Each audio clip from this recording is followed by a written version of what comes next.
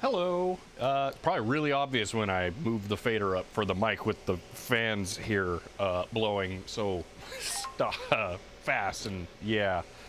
We have a video coming up where we're going to open our phone here, stream or something, because it's the battery swell is getting a bit much now. Congrats on the CM153 card reverse engineering confirmation. Yes, we have partial confirmation of, well, confirmation of the two most important traces on the CM153 card, which one of them was the response signal coming from the drive goes directly into RxD on the UART, which was pretty much impossible to confirm from the images because the trace almost only exists under the UART chip, so that one couldn't be seen. And then the other one was from the input line buffer enable pin to the UART, and well, under the UART, and it went the location of the via that connected directly to the chip was really confusing compared to where it made sense for it to go, but both were confirmed. So the CM153 reproduction card is most likely 100% electrically complete. My apologies. Now, first off, JohnBoy245, thank you for the tier 1 sub and for 5 months. No more wild guesses. Nope, no more. All of the other ones have pretty solid logic behind them. David, thank you for the tier 1 sub and for 6 months. So I am going to be hearing back from Roland, who gave me the original pictures. Still, they have they're going to do some checks on some other stuff, and it's really not a bad idea to get checks on the card that is the one that we actually reverse engineered, just in case they're different. There's some really interesting stuff going on with the new card that I was sent pictures of. There's traces, well, what was it, the response, or no, it's the data clock signal coming from the drive actually goes through an input buffer on the newer version of the card instead of just straight through, so it's kind of weird. See, you're almost 4 minutes into your stream when Twitch finally notified me. Yeah, see, hope for no tech issues. Yeah, hopefully not. And Felix banned the Python calculator. All right. So yeah, the CM153 card's looking really promising. I'm super excited about it. So let's talk about this stuff here. If you missed yesterday's stream, this is an HP DL580 G7 quad processor, not core, system server with X7560 CPUs and 128 gigs of RAM spread out over 32 gigs or 32 individual sticks. This is a quantum scalar i500 that holds 35-ish tapes that are LTO series, and then I currently have an LTO4 and an LTO3 drive in it. Yesterday we got to the point where we could confirm that we can control the robot and move tapes around, so we can do that. We have not yet read or written anything from the tapes or fully controlled one of the drives in there, so that is our first objective for today. Shouldn't be too difficult. We're just going to write a small amount of data to one of the tapes and then try and read it back and seek to the beginning and the end of that file track on the tape. Should be pretty simple. Then we're going to upgrade to an LTO5 drive in place of the LTO3 drive. The only reason we didn't do that from the beginning is because the LTO5 drive is fiber channel, which is going to require another card in the computer server system thing. So yeah, that's our main plan for today. This is like a CD changer for LTO. Yes. I also have a CD changer that's like this, but for CDs. Hello everyone. I'm looking forward to today because we got some cool stuff to do. Also, I can show this off. Here is capture, and if it'll, oh, I'm in the wrong area here. Okay, so there's that. That's the laptop, and that, if I come over here and wiggle a mouse, is VGA capture. I got it working. So that's actual capture from the server. Oddly, the problem turned out to be the front VGA connector on the server. It wasn't happy for some reason. I don't know. I got video out of it once, but that connector might have been used a bunch in a data center or something. So I ran a cable all the way to the back here, and that finally worked. So I didn't have one quite long enough, so I had to run it through a switch box. So that's acting as an extension adapter thingamajig. So yeah, we have VGA capture coming out of the server now. It was not doing video out over the 270 or 2070, so we're still good on ILO based capture, which is nice. So I'm gonna try and keep from using the 2070 for actual video output because I want to be able to use it for compute only. If I do video out over that, then we won't have remote capture over ILO, which is extremely helpful. So back to this. So yeah, we'll be able to check out some stuff on here. I don't know exactly what I might do with the GUI today, unless there's some kind of tape library management program. Thank you for the 500 bits. And Shade Tree Engineering, thank you for the tier 1 sub and for 3 months. So does anyone remember Cool CD Changer? Oh, remember the Cool CD Changer for the old Windows 98 PC? You nailed all the things there. Yeah, that thing is awesome. It's interesting. It uses, this is something I found out later, it uses a modified Oak Tree driver, and it makes it slightly incompatible with other CD drives in the same system. So it's kind of a pain to use with other CD drives. You're like, oh, why would you need a 4-disc changer and more CD drives? And no, the answer is not more CD changers. Although that was one of the things that I tried. But you want the changer drive and a DVD drive. That complicates it. So, yeah. Hello, the LMGN. Special hello since your first time chatting. So, SCSI changers are just use multiple LUNs. Not all of them. See, micro SD card library changer. That would be hilarious. That would be really funny. So yeah, so we have, I think, everything working here now, finally. What's funny is how I'm doing the VGA capture, well, controlling the computer. So like I'll log in here. That's gonna run relatively, if I click into the place where it'll allow me to change scenes. If I click into here and then do this, like I can use the computer. I just met you. This is crazy, but here's my LTO drive. So call me maybe. Man, the vibrato in that was really good. Wow. Anyway, here's what's funny. This is what you guys will see for VGA capture. I mean, it looks like, you know, it's pretty performant and working great and all that stuff. On my end, I'm actually looking at this. Because I'm doing remote desktop to send the inputs to the server rather than having a mouse and keyboard directly connected to it, and the refresh rate is awful. So yeah, you'll be seeing this, which looks nice and quick. So yeah, if we have to do any of that, I don't know. I'm hoping. Oh, I didn't add the transitions to that. I kind of want to do that just because it looks nicer when stuff fades in and out. Anyway, I'm hoping that I can find some kind of library management program, but it's not a requirement because I'll probably just write video projects to the tape until it gets somewhat calculable. Like there's a number of sectors to the tape, and I can figure out like, oh, there probably aren't enough sectors left to write the next video project, and then just finish that tape. R. Theron, hello, this is your first time chatting. Yeah, and thank you for saying hello. Also, hello, Shade Tree Engineering, since it's your first time chatting. Long-time lurker with a CompuPro 816. Ooh, cool. Came for the CompuPro, but stayed to see the short attention span face tracker zooms on next. Yeah. IEMs do not like the audio of the stream. Are they noise canceling? Is that it? Because yeah, the fan noise here might be a problem. Me being a you know, fleshy human person doesn't really like being behind all the heat generation that's going on here. It feels a little weird because like cold up there, hot down there, and then being behind it while it's hot for extended periods of time is not great. But yeah, help. I don't know how to use Twitch. Thank you for the 1 bit. I've been watching your longer vids on YouTube.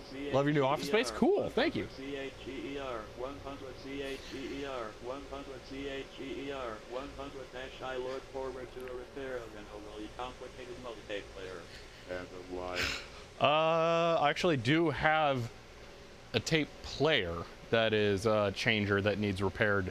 Unfortunately, again, but it's a single tape drive that's bad. The one that I did the video on, the Pioneer WM65R, is that it? Or is it 60R? I think it's 60R. Yeah, the single tape element went bad in that. But thank you for the 500 bits. And Dave Starbuck, thank you for the tier 1. 45 SICHER, 300. And the line. The tier 1 sub for 4 months. And John Boy 245, thank you for the 300 bits. So, I think we're ready to just get into this and try writing data to this thing. So we should probably figure out how we're gonna do that. See, I think it's the noise in the mixer. Oh, well, the mixer noise is actually just the deck talk. That's, yeah, unfortunate. Not a lot I can do about that.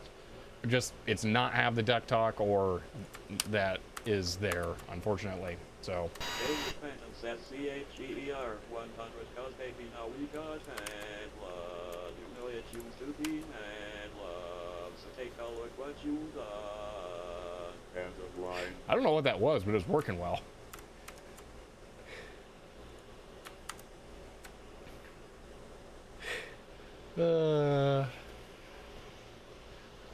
Well, Arthur, and it can sing. That's the thing. It's a real deck talk. I have it's. If I point, ooh man, this is gonna be tougher than usual. If I pull the camera down here, there's an actual. Yeah, I don't know that I can show you this time because I've moved the. Oh, actually, no, I can show you even better than usual. That's a real deck talk card right there. That is plugged into my audio mixer down here. So you can run actual deck talk commands on my stream and hear how it makes sound with it. So I'm thinking about making my next video be about that because it's kind of awesome. And it's already done. It'll be easy to make. So, all right, let me get the view back over there. So, deck talk is a bit quiet. Yeah. 100 observed. Command error in command 20,250. Command error in command 20,250. You might need a space. 60,250. Command error in command 20,000. I can try turning it up slightly. I might need turned up slightly too. command error in command, 90,250, command error in command, 20,250, command error in command. Oh, it won't do tones, 0290, okay. Command error in command, 60,250, command error in command, 20,500. Okay. End of line. All right, so here's what we're gonna do first off. I'm gonna log back into the server here. So, boom. All right, now I'm gonna put a tape in a drive. Let me bring up the command history here. So I was actually messing around with WireGuard stuff because I couldn't get, I was going to sneakily actually try writing to the tapes at home and then just kind of fake it here at the beginning because I wanted to just move on to the LTO 5 drive. But as soon as I got home, I couldn't actually access the server, and it turned out the Raspberry Pi I have up here that is tunneling to a VPS had the network cable just unplug. Yeah. Scam. Is that for David's thing not working? Yeah, I don't know. Maybe I should I put a note that you can't do tape or tones? Time to put in the big switch. I do. Well, no, what happened is I have a network cable that's plugged into the Pi, and it just backed out slightly. Scam, you running tapes from home. Oh yeah, I was so mad. I got home and I'm like, why can't I connect to anything in the office? Something broken. And then I turned out the network cable, like literally it looked like it was plugged in. I just moved it like a millimeter in. It was so infuriating. That's a long one. 100 is the town where I was born. Lived a man who sailed the sea, and he told us of his life in the land of submarines. So we sailed up to the sun. End of line. And that was it. They sailed into the sun. All right, so here it's going to load an LTO 3 tape into the LTO 4 drive. It takes it a moment to actually react to commands, you could say. It's weird. There we go. Yoink. That's still so awesome.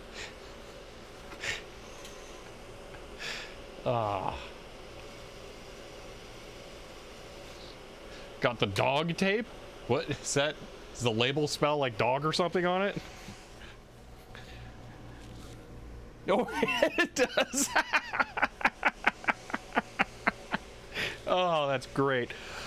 So this one actually here, if I sneakily pull it out, is an LTO 4 tape that I happen to have that had a label on it. So we're gonna try this.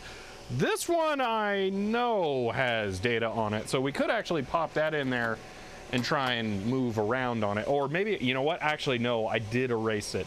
Fun story. I bought some LTO tapes used so that I could experiment with my one LTO 4 drive that I still don't know where it is. And I went to go pick them up, and it was on eBay, but then it turned out they were local. So I was like, oh, I can just do local pickup and I don't have to pay for shipping. I went to go pick them up, and it turned out it was for the IT support company for somewhere I used to work at. And then I got home with the tapes and found out they contained unencrypted customer data on them. So I had a really awkward email to send after that, like, hey, you might want to drop them. And also, like, you know, then I was liable for having this data. So I was like, I had to erase all the tapes, which is like a huge pain because it takes so long to run through all the tapes. Yeah, responsible company. Yeah, no, that was fun. Yeah, I was so happy I experienced that. Anyway, let's do this now. So here, the drive, we have the tape loaded in, so loading media from storage element 30 into drive 0. Okay. If we do an inventory on that drive, I think we can do that. Or no, not an inventory. Couldn't have used a great big magnet. No. So the thing about LTO tapes is that they are hard sectored. So if you take a giant bulk eraser magnet and rub it all over it, you actually ruin the tape. So yeah, you can't do that. And that's part of why I decided to stop buying them used as well, because if someone thought you could do that and then you buy the tape, you're just giving them money for a while until you get a refund back, because yeah. So yeah, I'm kind of done buying used tapes because of that exact reason, and getting customer data. That's a little scary too. Like, I don't think I will ever get them that has any kind of connection back to me again, but yeah. Okay, so we're gonna do, well, let's do this. LSSCSI. No problem, Starhawk. All right, so here we have the 2 tape drives. So we have the LTO4 drive is ST0. So no way of doing a low-level format on them. Seems like a huge flaw. So actually there is. If we do man MT here, you'll see this is a tape drive program that's specifically for controlling tape drives like this, and it has an erase command, and it'll just basically write zeros to the entire tape, but it has to go through the entire tape to write those zeros. So it takes forever to do. So it's possible to do it, but it really sucks. And then honestly, I would recommend doing a retention after doing an erase, because the erase runs at a slower rate and can be kind of wobbly. So yeah. Wonder if those tape erasers are electromagnets. No, Jack of Clubs, that was what I'm saying. So what the hard sector means on these, it's kind of like a soft hard sector. There is a section of the magnetic tape, like I can kind of show this maybe on this one. It's not like a great thing that I recommend doing that I'm about to show you, but I think we can get away with it for a little bit here. So the tape has a door here that opens, and then there's a leader, and you pull this out with the tape on it. That is what the only thing this is. Part of the magnetic material on the tape there contains a hard clock signal that is ons and offs and ons and offs, and that is the sectoring for the tape. If you lose that clock signal on the tape is dead and it can't be read anymore, because it doesn't know what density the media is, where the actual sectors for holding data are. So if you bulk erase the tape, you also erase the sectoring and the tape becomes useless. So that's why you can't magnetic erase it.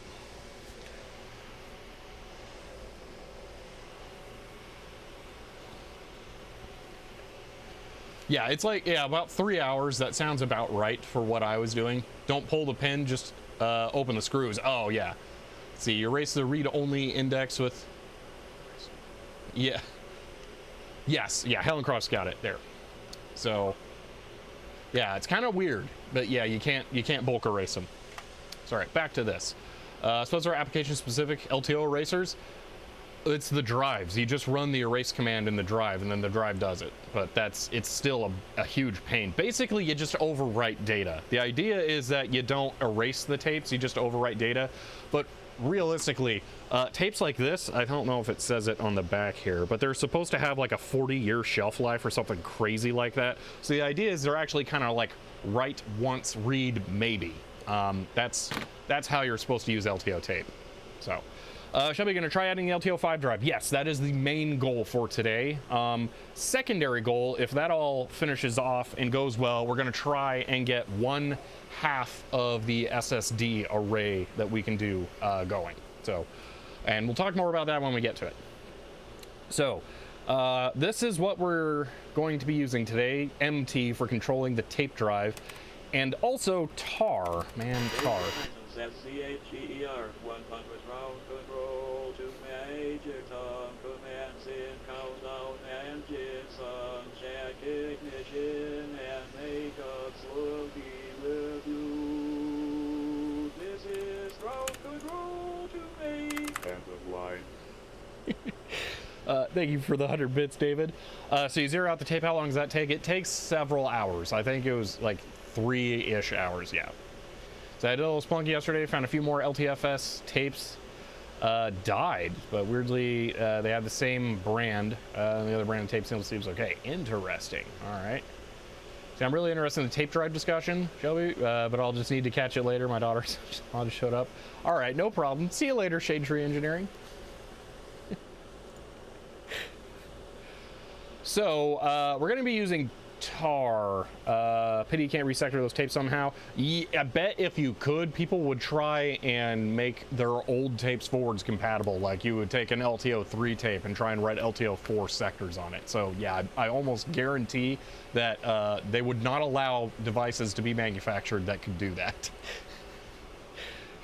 Yeah, it's probably one track of a multi-track tape. I bet it's more VCR-like, where there's I don't remember how it looks in there. I don't remember there being, it could be the heads are weird. I don't know. I don't think it's just like purely multi-track.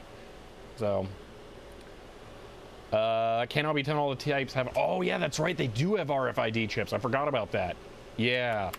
I meant hobbyist level. Oh yeah, no, that would really suck. These are extremely precise. Okay, so we're gonna do tar LTO commands because I forget how to do this. See, you know what? I think there's this guy who's got a video about this, actually. Let's see. DLT tape drive videos. Yeah, I think this guy probably knows what he's talking about. Not this. Oh my gosh. Stupid political ads. Come on. Let me get past the ads.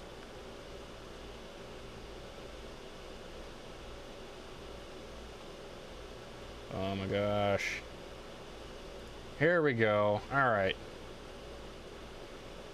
So, yeah, this is a DLT drive. So this is slightly different, and you can see the tape path in here, but it works fairly similarly. So the tape goes in over here, and then it spools over on the right side. So, yeah. Google tar. Yeah, I know, Fox Canvas. Any other like raw tar archive I can actually work with is just tape stuff.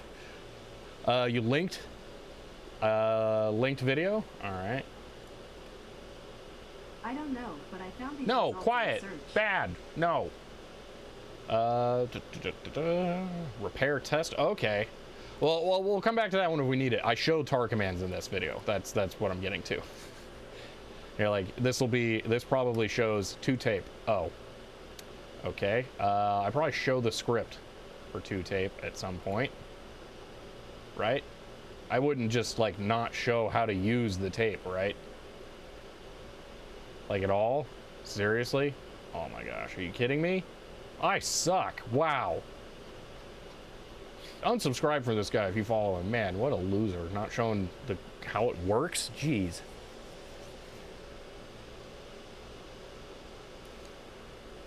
Bad YouTuber, yeah. Wow. Lame. Screen capture is running at half frames per second. That's weird. I'm not actually playing the video if you think that's what's happening. So if I scroll down. Okay, no, that's really bad. What's going on? Why is it so bad? Part of it is that the laptop's not hardwired because I am actually out of Ethernet ports on there. So that could be an issue.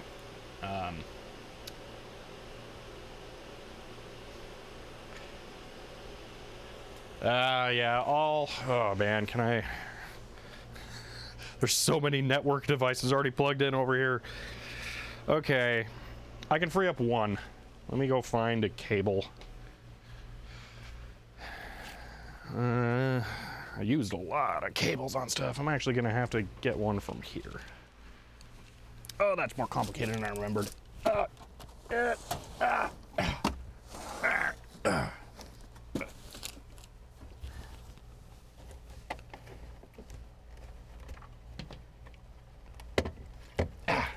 right. Okay. Cable acquired.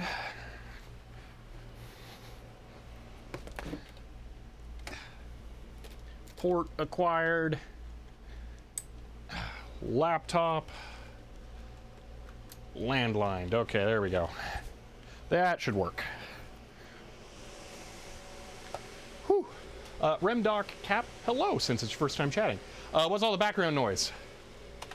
I have a huge server here and a huge tape library right here that you can't see. So these two things that are running, and we're actively working on them. Like, we're watching what the tape loader is doing right here, and then we're actually going to be adding a card to the server in this stream, hopefully. So yeah. So yeah, unfortunately I don't really have a lot of choices because I really don't want to be next to these anymore either. So yeah, but oh well. All right, let's look at Helen Cross video, because that will probably have answers. Well, I don't really want a video. I was only doing that so that I could do that. Ooh, servers and tapes. It sounds like a lot of fun. It is a lot of fun. And hello, Ruby Craft, since it's your first time chatting. It's loud. The video is loud, or is the fan's loud?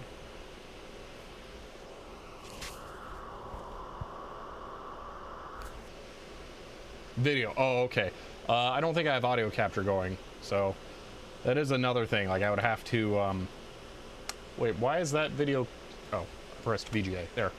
Okay. Ah, way more performance. Okay. Wow, that's weird because the Steam Deck works great over NDI over Wi-Fi. Weird. All right, let's just look at tar on here. Understanding tape marks. Yeah, I do get that already. Okay, how do I list SCSI? Nah, I don't need that. Okay, display, rewind, eject. Yeah, it's all really easy. We don't have to worry about that. Let's see, backwards. I don't need that. Backup directory. Okay, here we go. Oh, we just put. Oh, it couldn't be any easier. All right. When you write to LTO, tape LTO5, for example, is 1280 tracks. It does not do that in one end, pass to pass. Like an audio tape, it goes back and forth. Trying to remember. I remember doing weird stuff like that, but I couldn't remember why. By the way, I usually run my tapes either through that or sending a key to the drive. That's LTO5 feature. I don't know what that is. The as pipe. Encrypting, decrypting pipe. Oh, yeah, you probably should do that. Wolf, you have not missed much yet. We're about to try writing to it. So fun fact here, and I don't know if I actually talked about this in the DLT video. I don't think I did. This is actually helping you probably more than you realize. So one of the things that I tried to do with the LTO4 drive that I had was write Ubuntu disk images to it, because I just needed like a big block of data that I could quickly download to the server and then try and write to the tape. And it wouldn't work. It would always error out. And I thought, oh no, my drive's bad. Oh no, my tape's bad. So I got a new tape, and then it was the same thing. And it always errored in the exact same spot. And I'm like, there's actually no technical reason the drive should error out at the same spot. So I tried a different file, and it worked. It's like, huh, that's weird. There is something about the way that the data is written to the tape where it can be escaped by some files. So what you're doing with the encryption there might actually be saving your butt if you're doing that. So that's interesting. See, as said on newer drives, an application managed encryption feature where you send the key to the drive first, then the drive encrypts for you. Oh, that's weird. Yeah, I wouldn't want to trust the drive itself to do that. But one of the things that I did was just like zip the drive or the contents first and then send it over to the tape drive. But yeah, I was having some weird issues with that, which was very confusing. So we probably won't try and write an LTO installation image here, or Ubuntu installation image. So, all right, let's see. I think we can do something like that. So it's C compress, yeah, compress verbose file. Okay, that's really, really simple. All right, so what do we want to send here? There's nothing there, really. No compress? Well, by compress, it's C create. Create, that's what it is, the create. The drive can kind of do compression. The man files have the escape commands in them and that triggers the... Ooh, interesting. Yeah, C is create, I just forgot.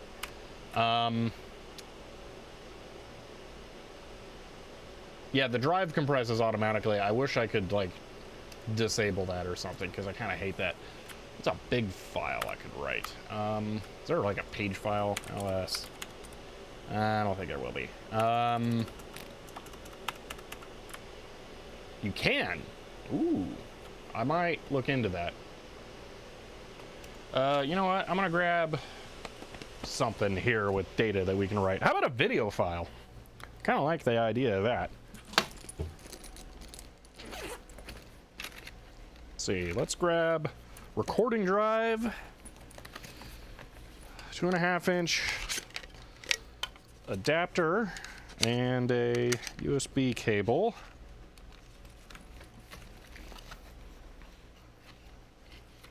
Let's read some video data over this thing. There are no USB 3 ports, so don't judge the speed based on what I'm about to do here. I do have a USB 3 card I could put in. So, write the Threadripper build stream. Yeah, well, I'd have to have the video on there. That's the thing. So, yeah. All right, let's go back over to this. I will show you guys this instead. So we're going to do this. I just want to copy the data onto this. Come on. So these are the raw video files from my camera that I film with. So yeah, we got 12, 10. Yeah, these are really good. So let's just grab a handful of these and pop them there. Does it say it's not going to let me copy these? What? There we go. Copy. Okay. Let's see. Write the last Twitch stream to the well, I did. Those files are on the computer that's over here, so I'd have to copy them over the network, and that's kind of a pain. Video files are, oh, it's very big, yeah. Let's see, server has SATA ports, connect SSD internally. I could. It's just, I don't want to mess with that. Let's see, a little late, don't panic. You haven't missed much yet. We're just working. Oh my gosh, 24 minutes. Okay, maybe we're gonna, ooh, wow. Maybe we will copy some files from this over the network here.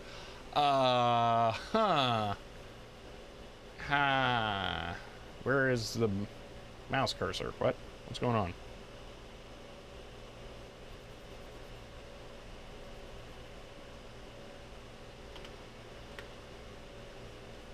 There it is.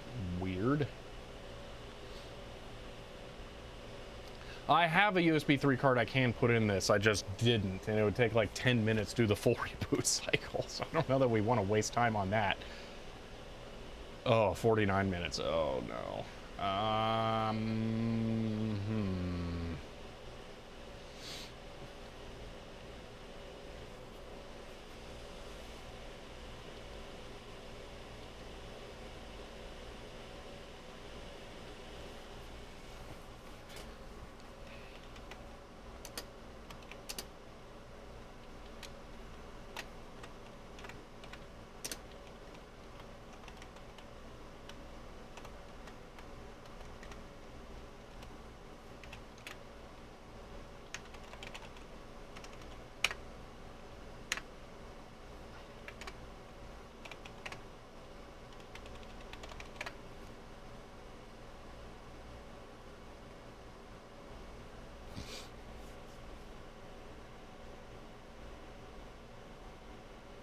Yeah, I'm pretty sure this is going way faster. So we're gonna just cancel the SSD transfer here. So we're gonna write some stream recordings. Excuse me. Oh. All right, server and stream PC. They do, but they're not connected to 10 gig right now. That's yeah. And additionally, the stream PC doesn't have the 10 gig card installed at the moment. I'm gonna have to actually do that. Where did I put the motherboard box? Actually, I should go grab that so I can get the card out. We're not doing that today. That's a whole other level of complication I don't want to add. But I do want to do that eventually, and I have time to kill here while I wait for that transfer to finish. So might as well grab that. That looks like a motherboard box. It is. Okay. Yeah, but I think I ran out of PCIe slots, so I'm gonna have to look into what makes the most sense. Probably the non-4K Intensity Pro is what I will remove, because it's kind of useless now. Especially that we have NDI figured out, so we can do capture over Ethernet of computers, so we can leave, well, modern computers, so we can leave those on network instead of actual HDMI capture. So it becomes less pressing.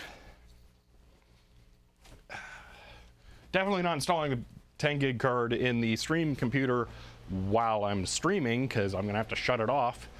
Theoretically, PCIe is hot swappable, but yeah, you know, we're not doing that. So, 10 gig card for stream PC. I will put that on top of it. So, isn't Linux and Ubuntu based? In that case, can you just do apt install Kubuntu desktop, get all the Kubuntu packages? Theoretically, probably. So I don't know why we're talking about that. Looks like we got on the KDE discussions. Okay, we're gonna try writing that tape, or that file tape. Blah. All right. CD, videos, ls. All right, we're gonna do the first one here. You can't see what I'm doing. One moment. Boop. All right. See, how do you do the screen cap to NDI OBS? Yes. So the way that it works, if I figure out which display this is on, there it is. So OBS is running here on the laptop, and then under tools, there is NDI output settings, and you just check the box, main output, and then type in a name, and then you can go into OBS and do add NDI source, and then you can just find an NDI source. So like I could find one for the stream PC, and here, and it will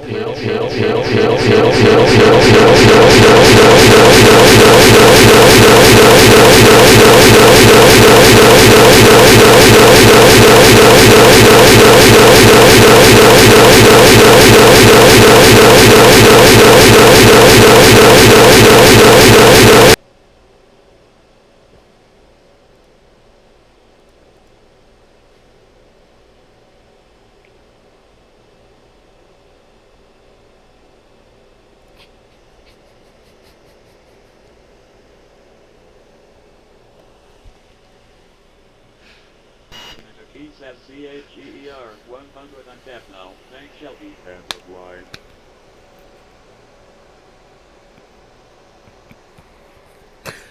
I'm sorry. I didn't know that there was audio enabled. I have the desktop audio muted on OBS for the laptop, but I didn't realize that I hadn't muted the audio source on the stream PC. So yeah, that was active.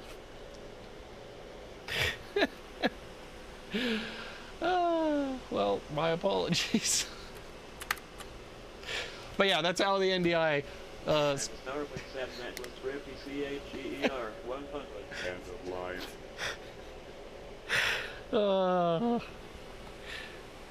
line. Anyway, thank you. David Phantoms at CHEER 100. Thank you. End of line. I'm glad it very mispronounced that.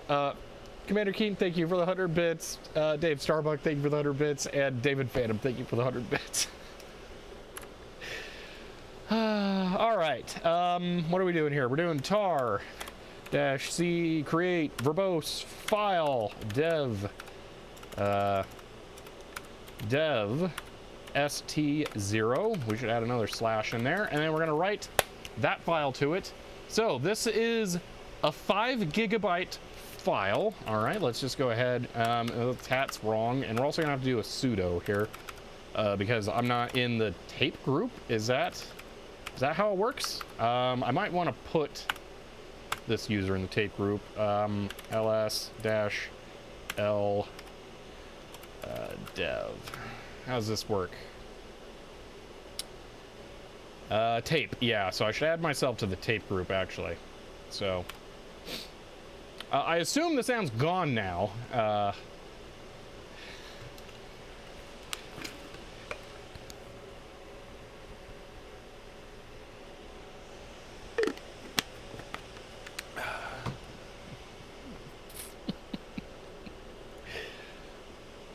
Fun fact, the dash is optional. Probably. That's optional on some programs, and others, they just don't support it, which is, I really don't like that. So, all right. I'm not in the tape group, so we're going to have to run with sudo. Are you guys ready? We're going to attempt to write tape. All I'm going to do is press enter. Tar's not going to, I don't think Tar's going to actually tell me anything, but if it shows anything interesting, I'll come back to it. But I'm going to give you this view, which, you know, I think about it, that's not going to show anything either. There's really no, we're not going to see anything for this. So, you know what? Let's just whatever. We'll go back to capture, I guess. Let's see. Maybe want to mute that sound when uploading stream to YouTube. That's going to require actually editing the stream. Dang. Wow, it must have been really bad. See, even open it in Python, FP. Oh, you're saying to the tape. Okay, yeah. It's Carve. Thank you for the tier 1 sub and for 4 months. Let's see. Okay. Let's run the tape. Boom. Error. Really? Why?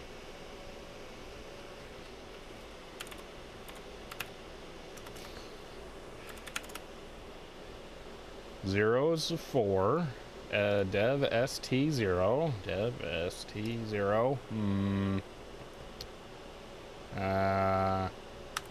Why?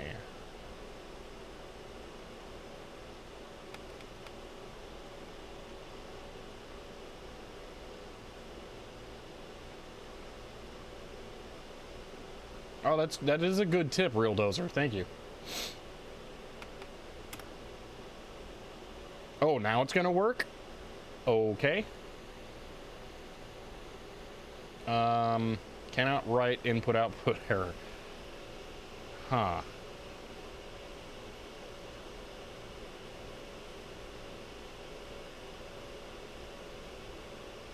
I hear it doing stuff, kind of. There's a lot of fans in the area. I swear I hear it doing things.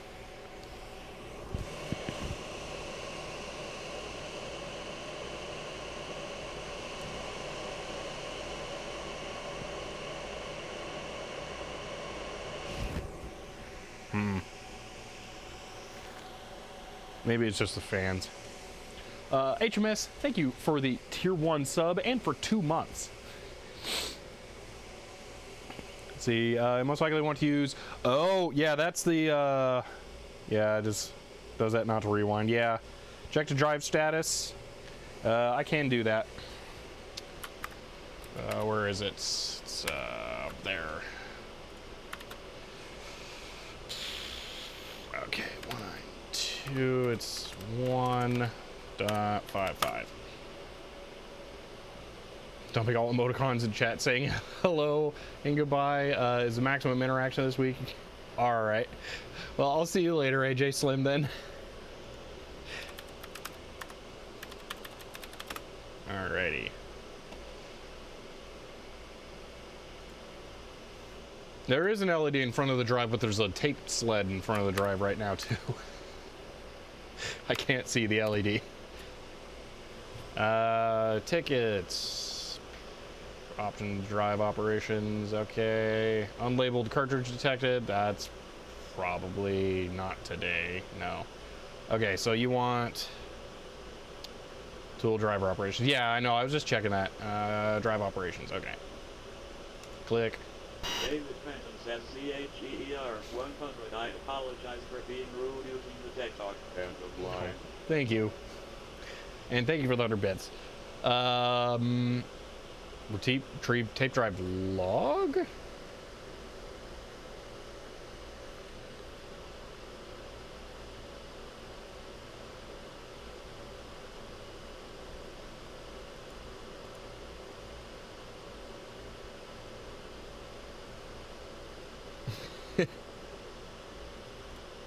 The log, all right.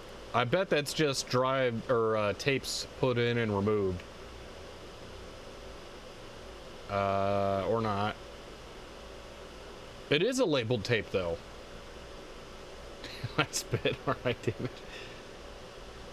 Status, ready, online, full. I think so. It looks like it's good to me.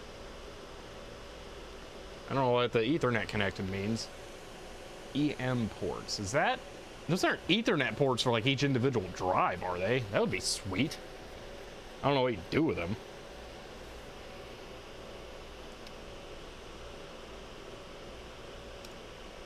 I've had weird problems like this with tape before, so I'm gonna try and keep pushing through it. I don't know what it's doing here. Can you select the drive and click next? I don't know how that would happen, Danberg.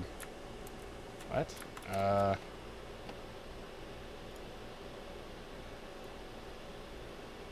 Downloading the drive log. I'm pretty sure this is going to be what tapes were put in when.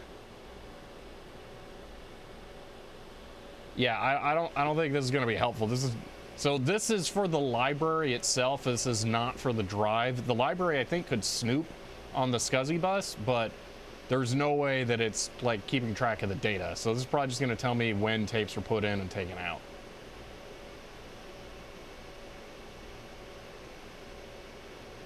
And it's apparently going to take a while. Could we be done here?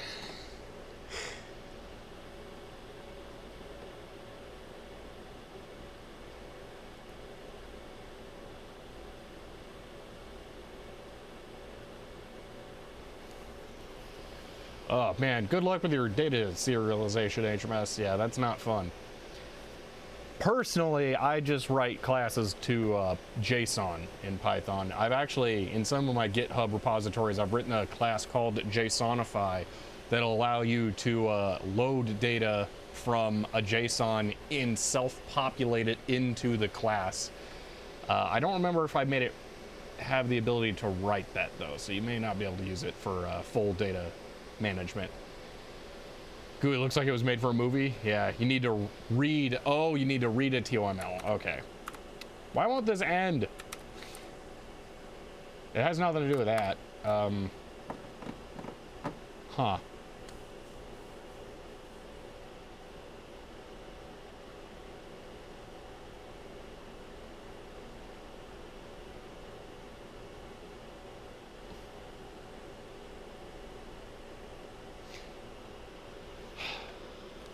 David, that's kind of a risky move.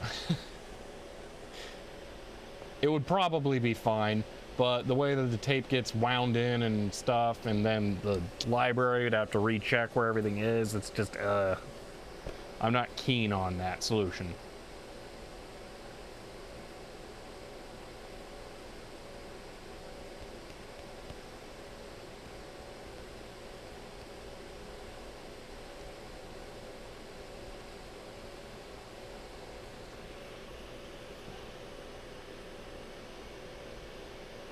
Can you hook up a tape drive to the bus without the library? Yes, I could, HMS. I absolutely could. Yeah, library reboots being needed are very rare. Yeah. By server-side issues, it's probably tar. Tar is probably doing something stupid. Moonwire Ducky, I could definitely hear the HP drive, which is basically the same as all of them. They're Ultram drives, but it's, yeah, Control Z. Ooh, that might work. Nope.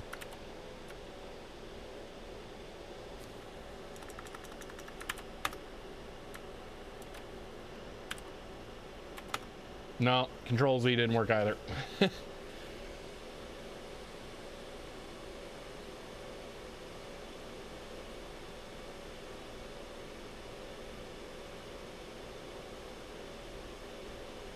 Yeah, that's what it seems like.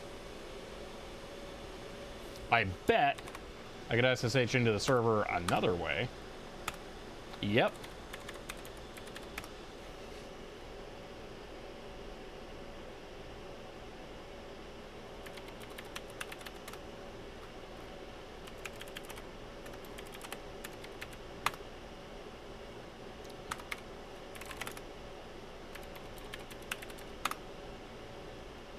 All right, I've killed all tar. But that didn't work.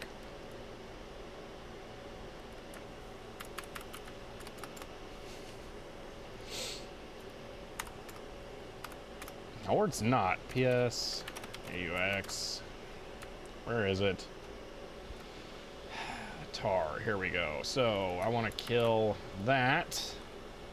Kill dash S9. Boom. Ha ha. All right. So let's try writing that again. No. What do we? Well, first off, N. Yeah, because I like the no rewind. That's a good one. But why?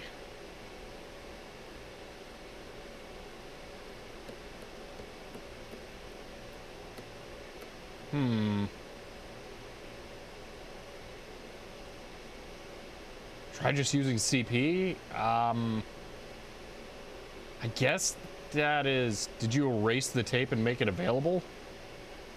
I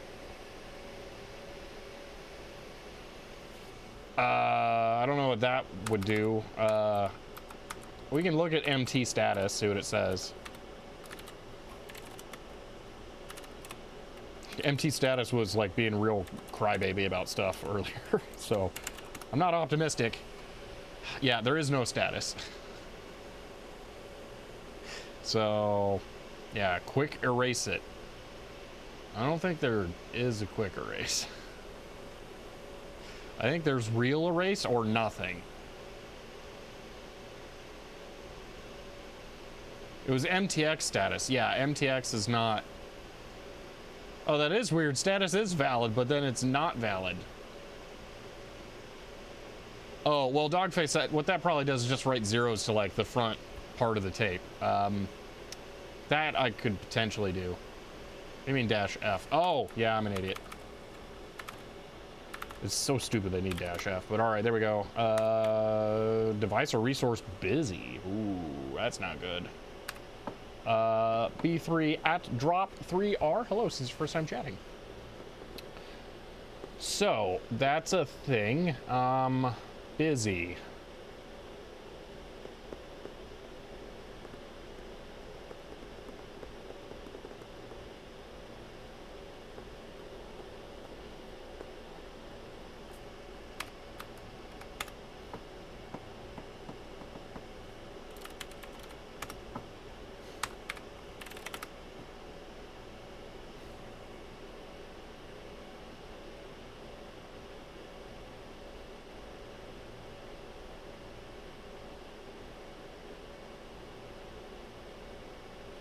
D-message looked slightly cranky.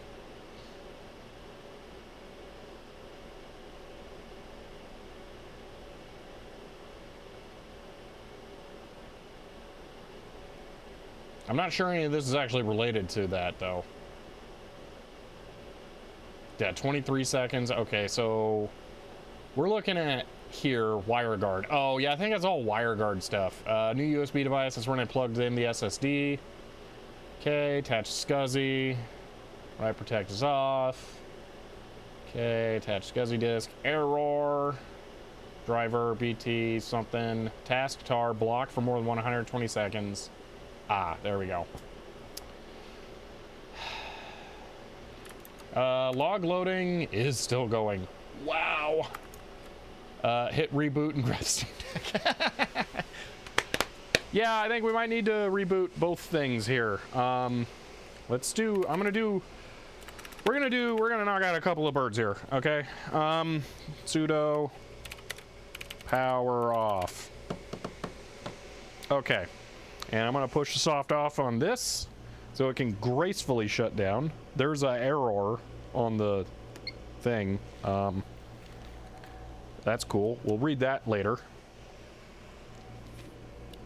All right, so I'm telling that to shut off.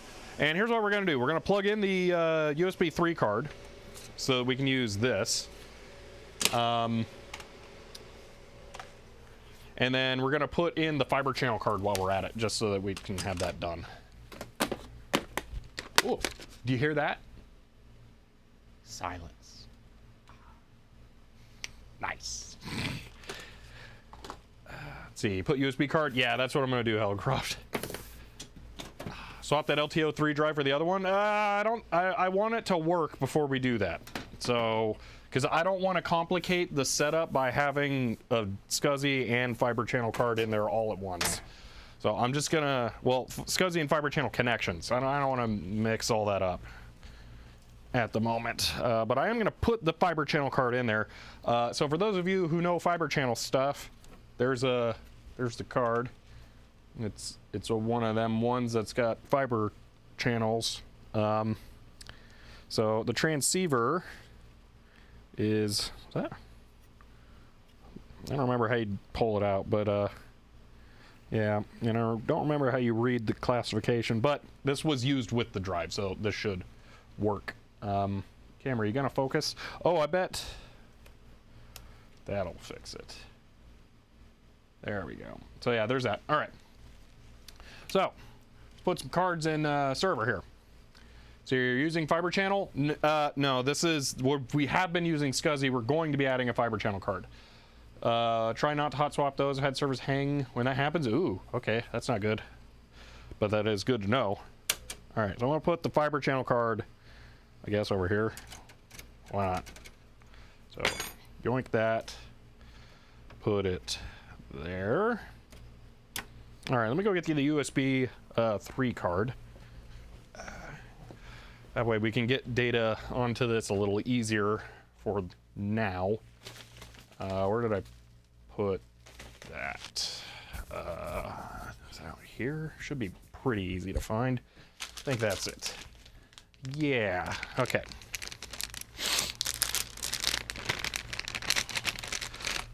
This one's a little weird because it doesn't have the external power connector, but that's the USB 3 card.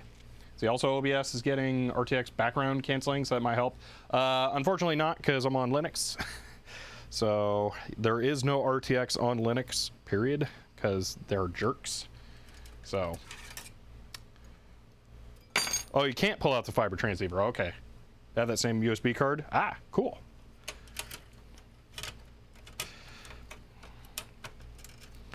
Although that wasn't actually an endorsement. That was just you have one too. Okay, try and get this plugged in.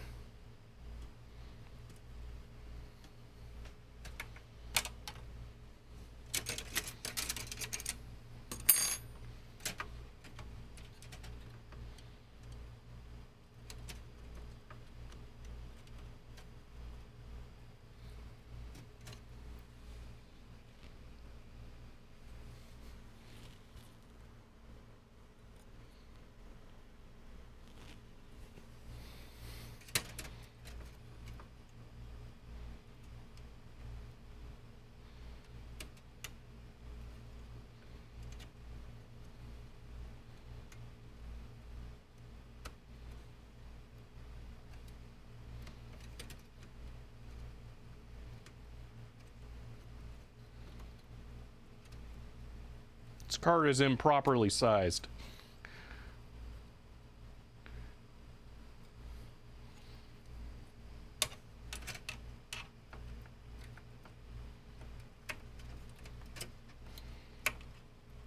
Which seems to be a pattern for USB cards for me. Oh, that's really gross feeling putting that in there. That is a very... So you have to do it with such specialized manufacturing hardware.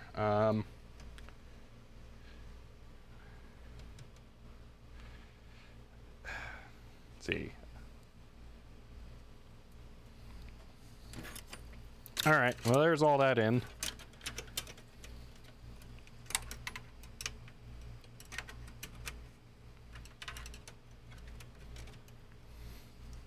It's fun is I might be the one making an improperly sized card soon, since going to be making the CM153 card, and I'm not 100% sure about the sizing. So physical media has a lifespan. Yeah, the LTO tapes are supposed to be about 40 years for the physical lifespan. So PCI 4X Silverstone card with internal hub, 5 ports. Ooh, internal is nice. I like that.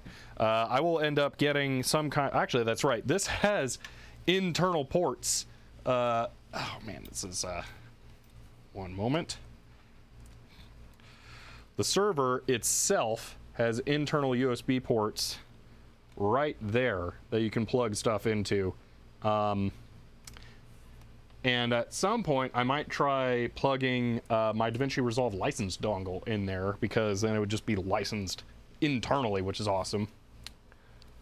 But yeah, currently I use it on my desktop because it has a propensity to de-license on Linux sometimes. And usually that happens on startup. And I start up my desktop a lot more than I start up my server, so I leave it plugged into there for now. Boo license dongles. Well, actually, Paul Guy, you have a choice: license dongle or online activation. You can control the license dongle. It is on you if you lose it. You cannot control the availability of internet. So pick your evil. They help make up for the internet one not being as good as the license dongle by allowing you to activate it twice. So with the license dongle, you pay the same amount, you can only use it on one system, but with the other one you can use it on 2. So what program is the dongle? My video editing software, DaVinci Resolve. I run it on a server because you can render on a server with it if you set it up correctly. And that's how I do it for all of my videos. I actually have a second server at home that I use as a render server, and this one's probably going to become a secondary render server. So yeah, all right, there's all the cards installed. We can put the top back on and fire both of these up. Dogface, should I start up the tape drive library first so it can be ready to be ID'd? Yeah, I had a feeling. I had a feeling. All right, let's do that. And did someone say Steam Deck?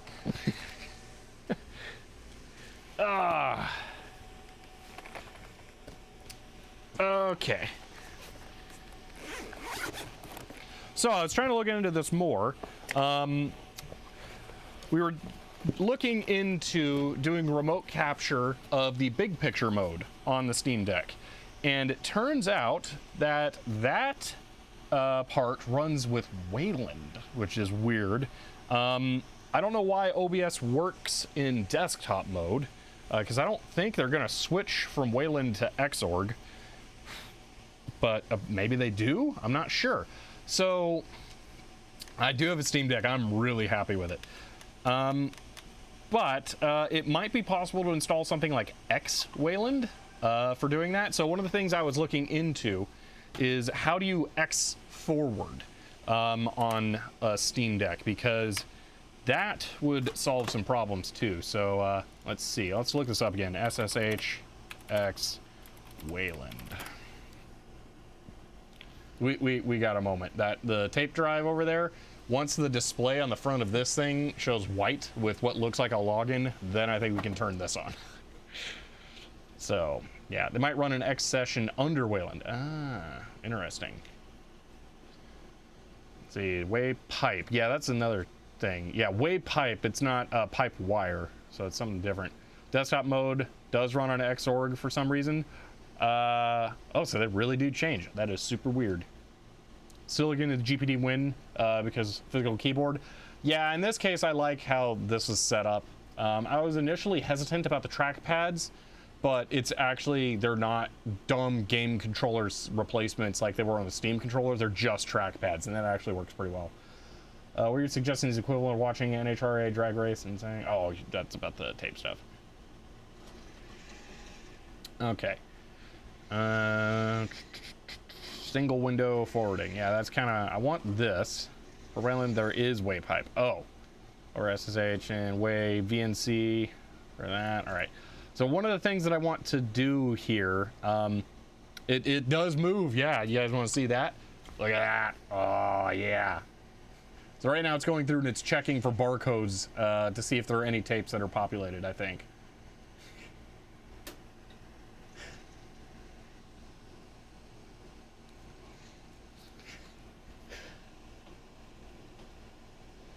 Make sure to recheck the position commands after the reboot.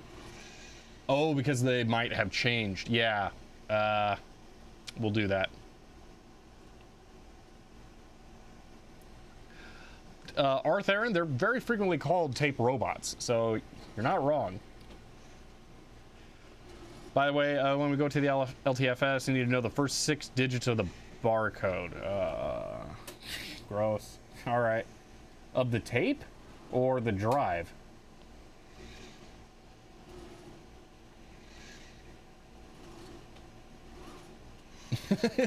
Oh, okay. I thought you were saying yes to both. Let's see.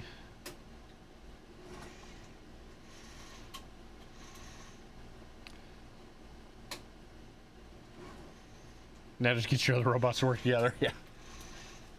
Man, it is not easy, but I'm going to try and install X Wayland on here. So let's do... that's... both of those are toast. I can do this here. Okay. So, nmap... I don't remember, was it 242? SSH deck at 192.168.1.242.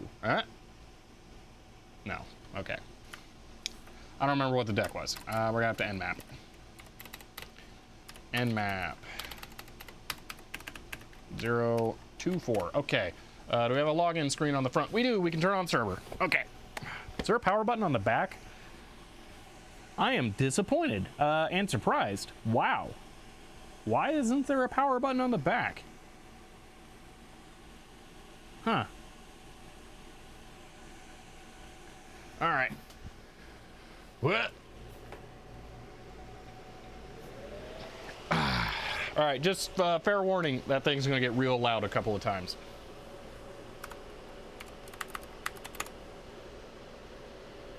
See, I've been able to screen share Discord on Wayland. Yeah, so just what I need to do is here. So here's the thing.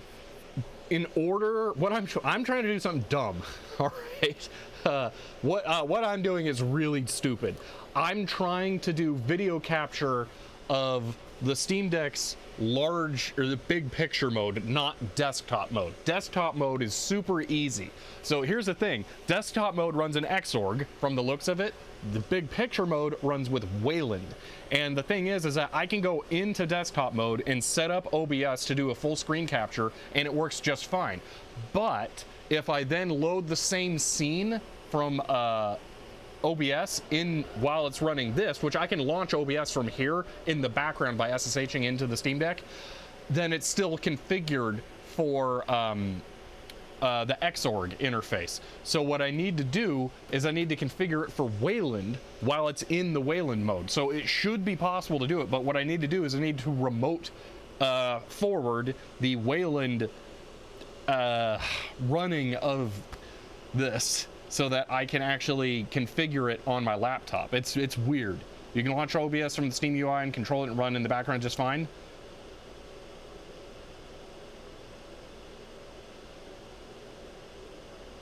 So what do you like alt tab? Because like how do you run another program? Because it like we can try that.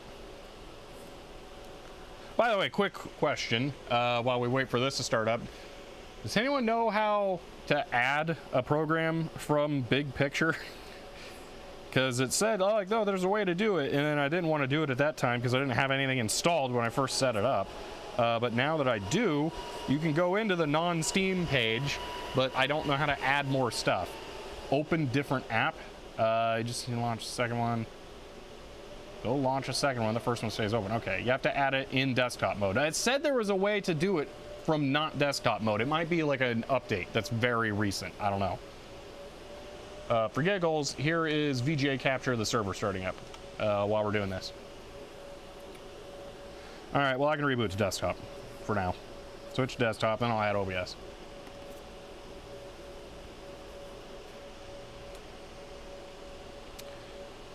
Okay.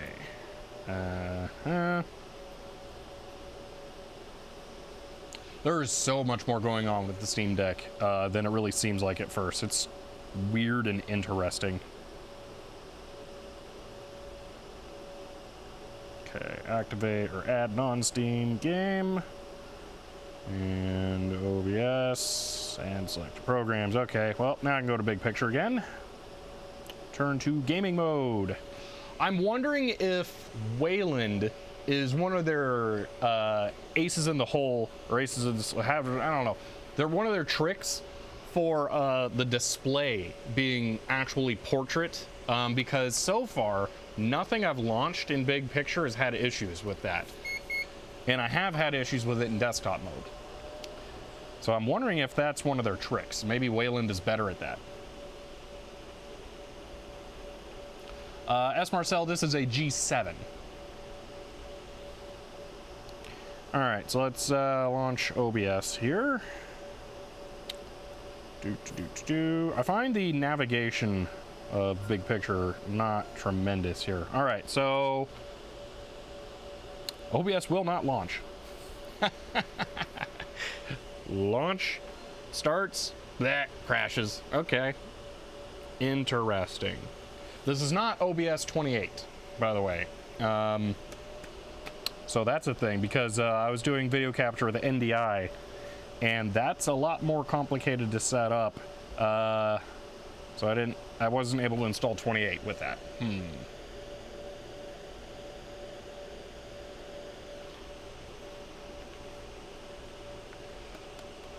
Well, Just, I've actually found that stuff very frustrating. And yeah, it's annoying in some ways. Like the glibc is kind of out of date. They've hacked out a lot of Python stuff for some reason. So it's, eh. Are you on stable, test, or preview? I'm on default, so probably stable.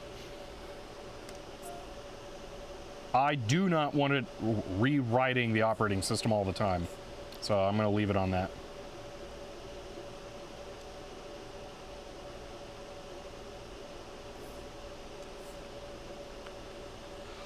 Okay, oh, hold on.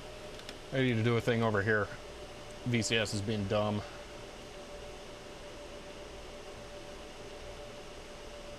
What? You were just capturing this earlier. Why can you not capture it now? Seriously?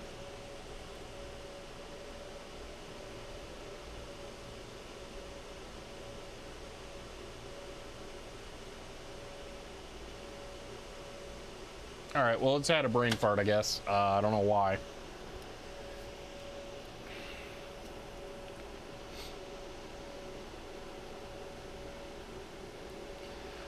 Yeah, all right. Well, looks like we're gonna stop on this for now.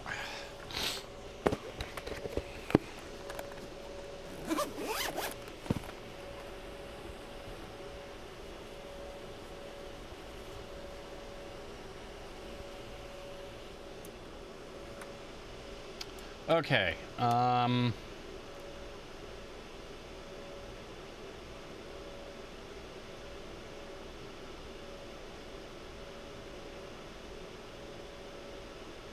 Well, okay, we're doing tape stuff, sorry. Okay, log in, now that's the tape library. Go here.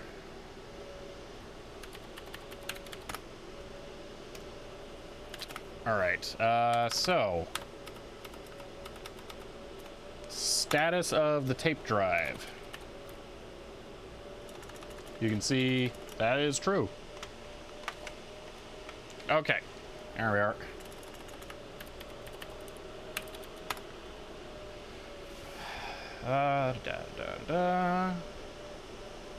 I can barely hear it trying to do something.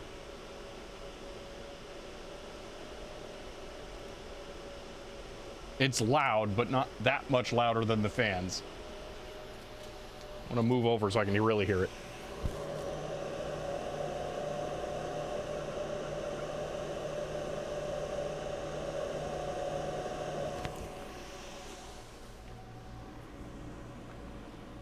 Well, it stopped right as I moved in front of it. Ooh.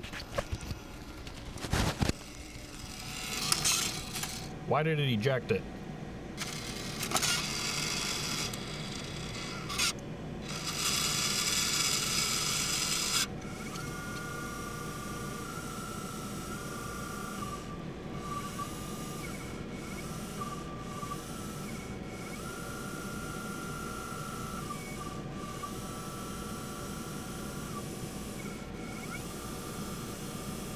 Man, it sure likes doing stuff.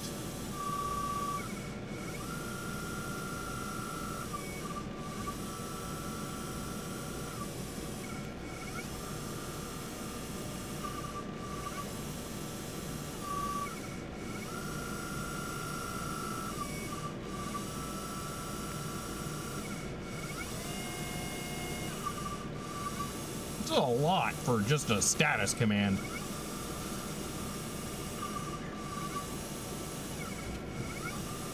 I'll double check that that's not horrifically loud.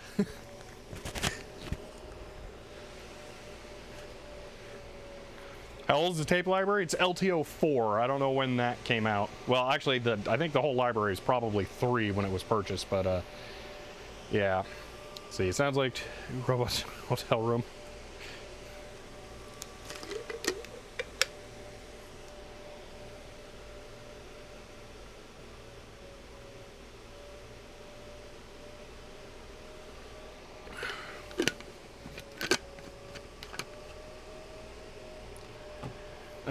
That is true, Real Dozer. Yeah, it was in there.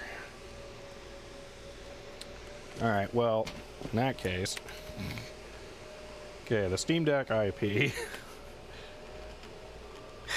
What was that? Okay, it was 108. Let's get that fired up.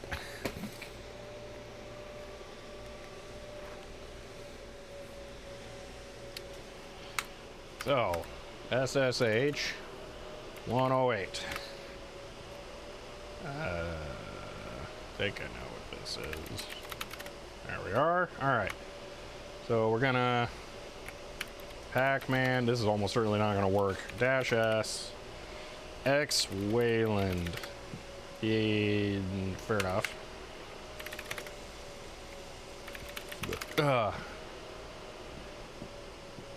Really?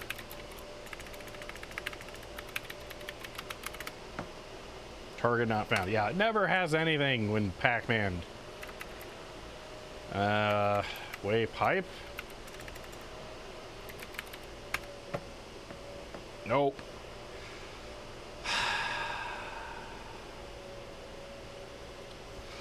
Oh, 20 plus? Yeah, that would make sense, because it doesn't seem like this should be modern, but it is kind of modern. Alright, do we need to do this through ARU? What? Why is that different? Oh, does that search? Oh, run X clients under Wayland. Okay.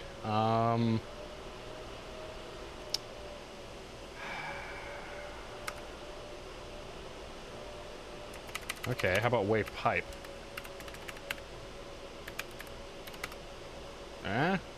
Nada. Okay. I don't run Arch because I don't like it. So we could do potentially this. I don't think that's gonna help. Run X clients under Wayland. Yeah, not thinking that's gonna do what I want. I can try it. It's probably already installed. I'm not touching that. We're not going to replace anything that they have set up because it works well, so I don't want to break it. Oh, look, it finished. Okay. All right. Put the Steam Deck away for now. Alrighty. You're not going to do a Linus? No. Okay. Did we really get a status? Key error? No. Oh, you know what we didn't do? We didn't go back to this. I'm gonna pin this tab. Where is that? Why can't I pin a tab? Pin tab. Okay. Just gonna go back here and look at the tickets.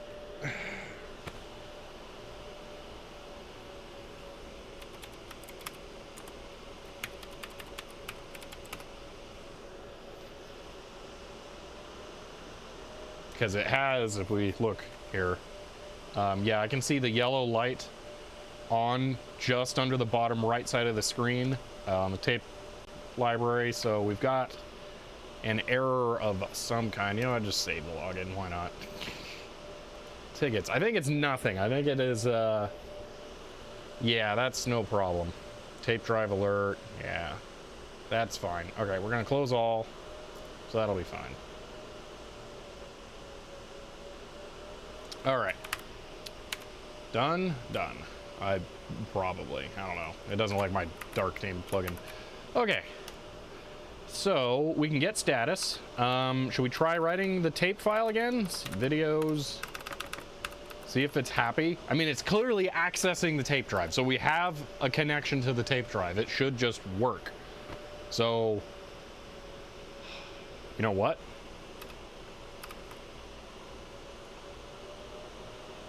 Let's do the smart thing.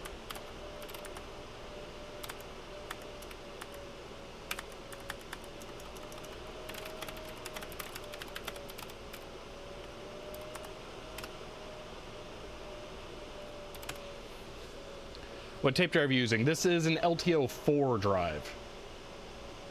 There's also an LTO 3 in there, but we're going to be replacing that with an LTO 5 in not too long, but it's fiber channel, so that complicates the setup. For right now, I just want to get something working without adding complication to it. Anyway, we're going to run this in a terminal wrapper. That way I can get out if I need to. So, all right. We're in videos. We're going to try and write to the tape. So, here we go.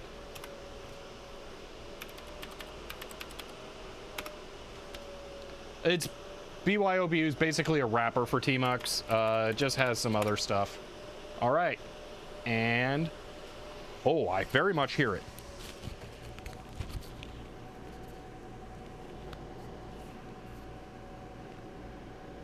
No errors yet. Ooh. Tapey things.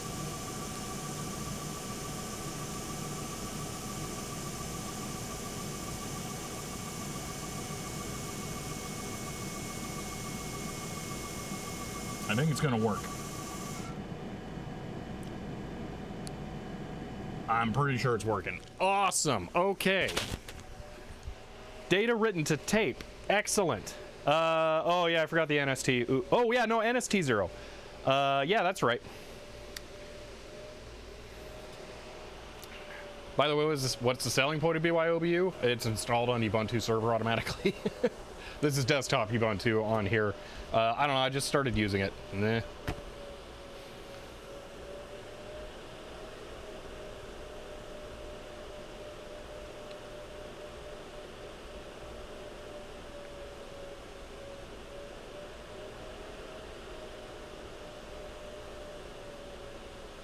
I don't know, I can show you the other things. Control 2 allows me to split. I can do control, oh, hold on here, we're gonna set this to screen mode, all right? I can easily resize the windows here. We are actually Portizo, it just happened for the first time. I can do Shift F2, split that the other way, close them there. I can do just F2, open a new tab, F3, F4 to cycle through them. I just find that this works out fairly easily. See, that is quite nice, the BYOBU, yeah. Dogface, that is LTO 3 in the LTO 4 drive, yes.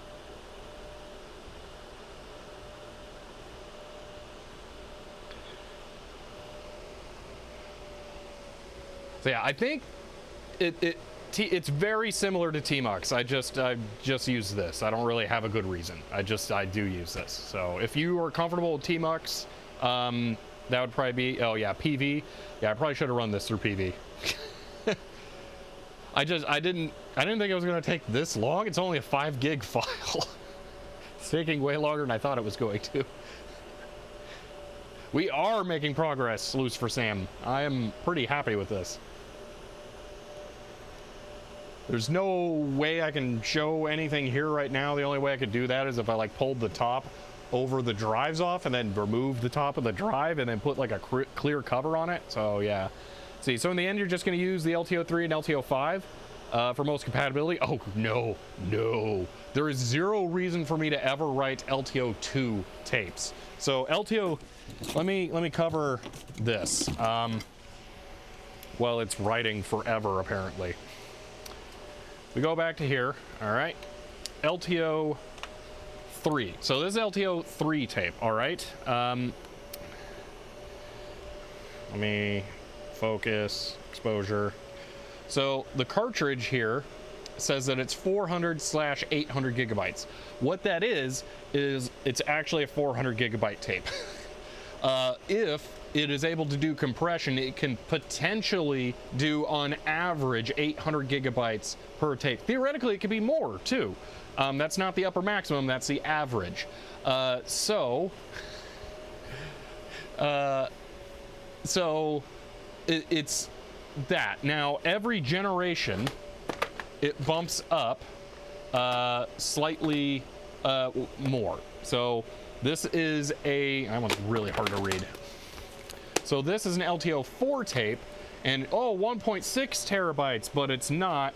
It's actually, so you see the asterisk, and it says assuming 2-to-1 compression on there. If we look at this Tandberg tape, you can see it's 800 gigabytes. So technically put terabytes of data onto it, but only if it contains all zeros. Yeah, basically. So an LTO2 tape would actually be only 200 gigs. And an LTO1 tape would be only 100 gigs. So it's kind of garbage. So I don't want to go that far back. There's no reason for me to use tapes that are that small. So I won't be. So LTO3 and LTO4 drives in this will allow me to write from 3 to 5. So that'll be the best way to do it.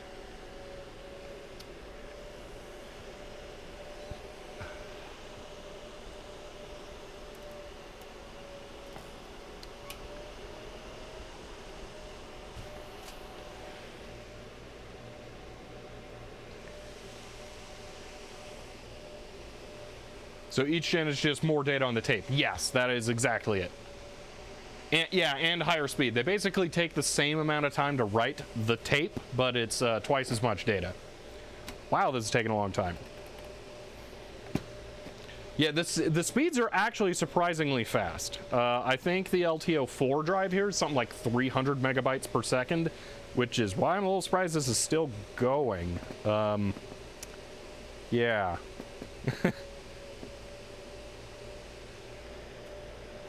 Yeah, Moonwire Ducky, yeah, the tapes get to be really, really fast. LTO4 is 70 to 80 megabytes per second. Oh, okay. Huh. Hey, Google. 5,000 divided by 80.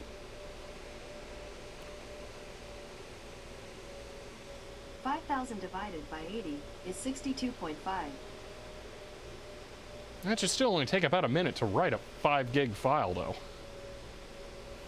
This is way past that. Yeah.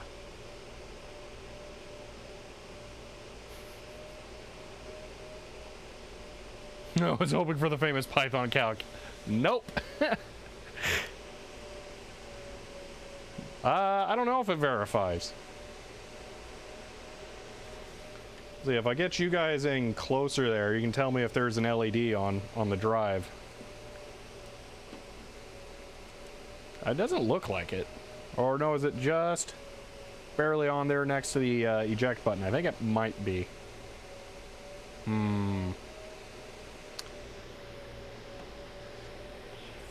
I think it would be running at a high speed. I don't see why it wouldn't. It's green, yeah, it's... Well, it's not blinking, though. I think it's always green. I think blinking is access. Yeah.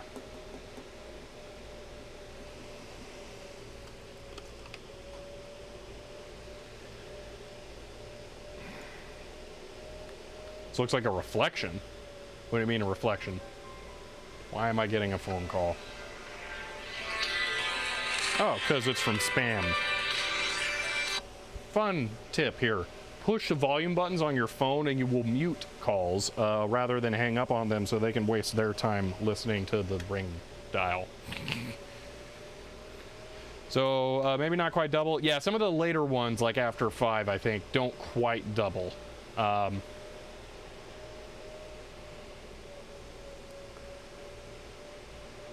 See, light reflected off of the LED. Oh, well, I'm pretty sure the LED is always on when there's a tape in it. Yeah, it is solid. And then it blinks when the tape is being accessed. Like, there is nothing going on. I can feel that. There is nothing happening there. So I don't know why. Oh, wait a minute. Oh my gosh. I pressed a hotkey for BYOBU and it froze it. Oh man. Did you see the forehead comment? Always verifies in stream. Yeah, can try and rewrite if that fails. Ooh, that's fancy. Yep, alright, so more of spam the food corp. I don't think so. Okay, well that worked. So let's do this. We're gonna rewind. Alright. So we're gonna sudo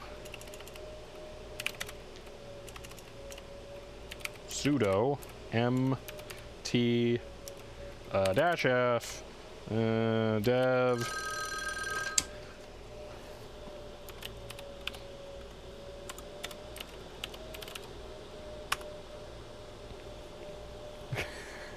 oh man, if they still had warranties, that'd be awesome. Now, if I just done ST, it would have rewound automatically, but what I want to do now is I want to test if that command works, and then we're going to move to different file marker positions around the tape just to verify that works.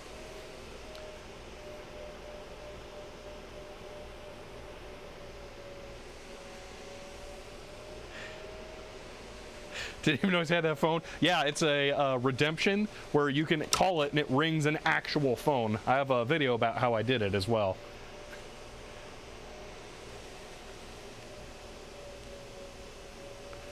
Also, good call on independently putting LT and O there. That made it work well for Festival. That's what I use for TTS.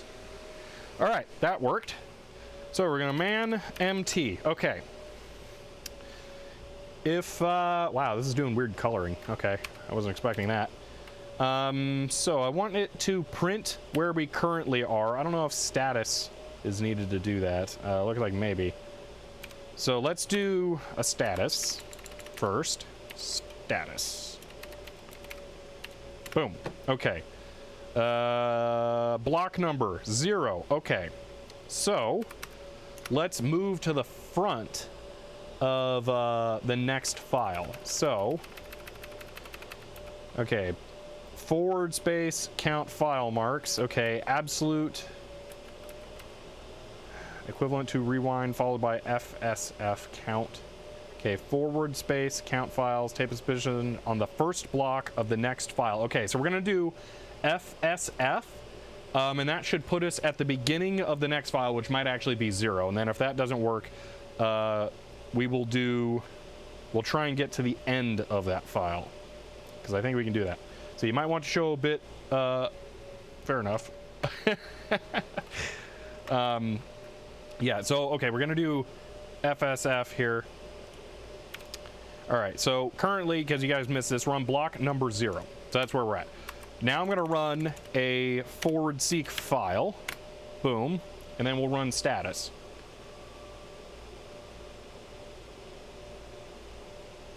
I'm hoping that we're not currently at the start of the file and that it's now going to go until the end of the tape. That's a possibility. We maybe should have written the second file on there, actually. Yeah, it's going for a long ride. Oh, that was a mistake. I can't interrupt it. It's now gonna read out the whole file, I think, or tape.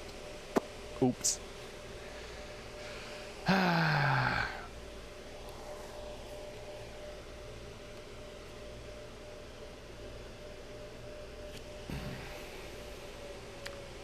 It moves the empty space after the current write. Okay. Should be golden. That would be ideal. See, with constant bitrate equal to tape speed, one could use this as actual videotapes. Theoretically, yes. But video compression, well, you can have a constant bitrate video file. I was going to say variable bitrate files make it a little complicated, but you could do a constant bitrate file.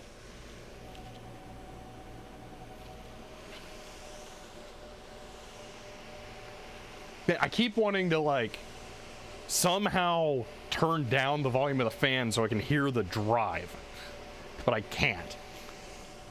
Like, the best I can do is just come in here and stick my face by the drive.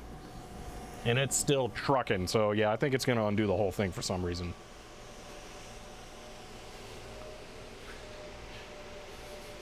Oops. We're getting really close to putting in the LTO5 drive. I'm pretty comfortable with that now. Could just unplug the fans. Yeah, but I also want it to not die. And this thing's a bigger problem.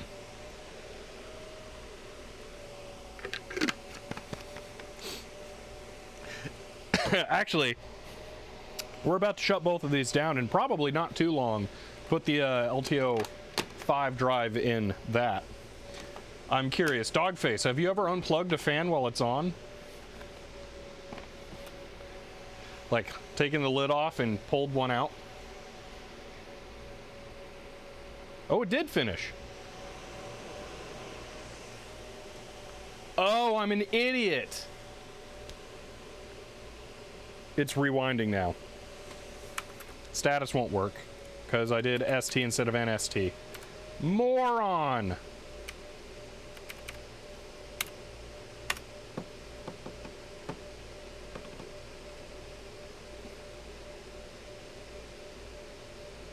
Done that live unplug my DL588. It just gets loud after a few seconds. Yeah, that's what I was gonna do. I was gonna do that live. I was gonna demonstrate it because I know it does. I haven't done it on this one yet, but my 380, yeah, it would go to town.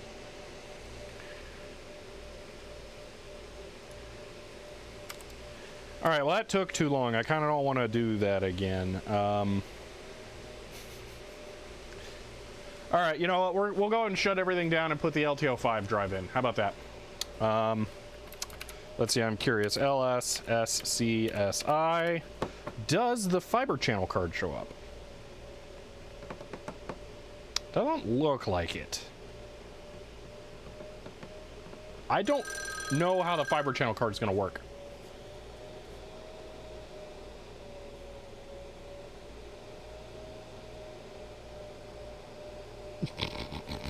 I probably have to wear a hairnet near fans. All right, before we shut it all off, you want to see this? So first, I'm surprised it's not crying at me that the lid's been removed. All right, here we go. Yoink. Oh, that felt nice when it was blowing on me. Ooh. Wow. Does it not pull that often?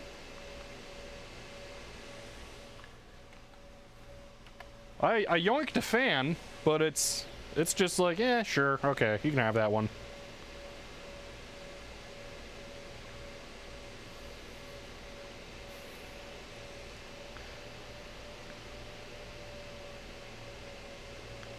CPU behind that fan will get mad fast? Yeah, probably. I should put that back in. Oh, extra behind that one. Yeah, actually, this thing has something really cool.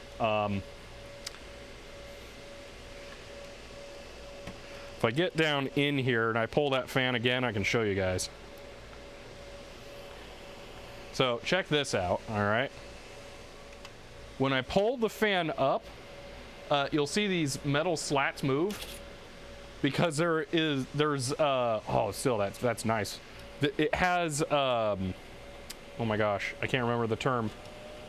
Shutters that automatically get pushed open by the fan pushing air through it. I don't know what that FC card was in previously, but you may have to mess with BIOS of the card itself. Oh, that card was not used with the LTO5 drive?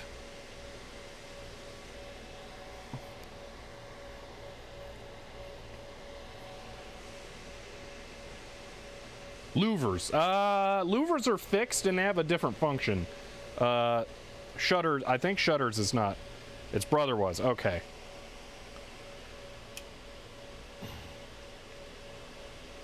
I hope we don't have to, but all right. That'll be annoying. Let's do a better view here. All right. I don't know how. Before we shut this down, let me look this up. Pt2 fiber channel.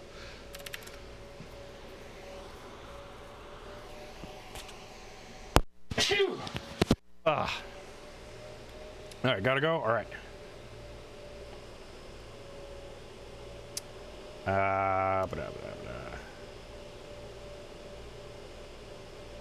So I'd recommend just hitting the hotkey for the option ROM on boot to factory reset. Yeah, that'd probably be good. It's gonna be a little tricky. I'm gonna have to go get a keyboard to plug in. Oh, here we go. Getting a sound, hook it up to the fiber channel, Ubuntu, blah, blah, blah. Okay, it looks like it's gonna depend on the card and how easy it is. So, okay, that doesn't really answer anything.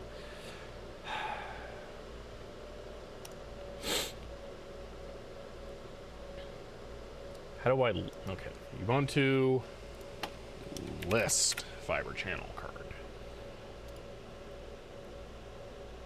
Oh, I guess I could just do an LSPCI, huh? Yeah, that's like the thing. How's it getting on Book Mountain going back there? Everyone I've scanned have done on stream, so not tremendously great because we keep doing other things instead. Next Friday we might do an archiving stream actually though, so maybe then we'll make some progress on that. I really want Fridays to be archiving days, just so that we start to regularly do stuff, but it's hard to do that when we got other projects going on. Oh, there's a couple of PCI devices in there.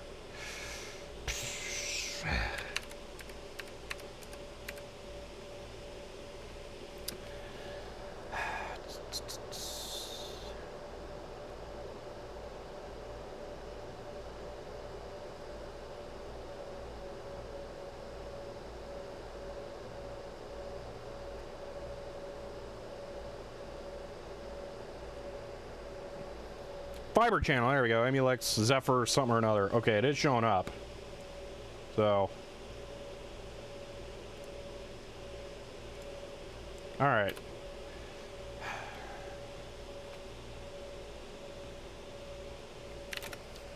Alright, so yeah, I gotta shut her down.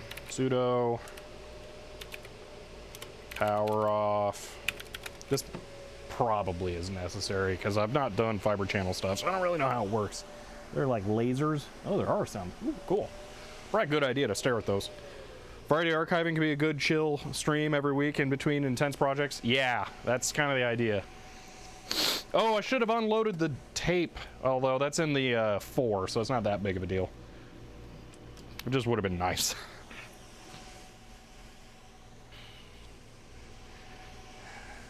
All right, so I have cables and I have the drive. Let me get that. Blah.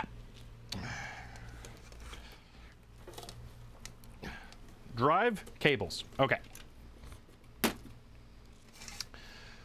I have never set up fiber channel stuff before, so this is going to be interesting. Now, let me go over some things about this. This is going to be very, very new to me. So this is fiber channel in the back here. One of these is busted, but it's fine. We only need one.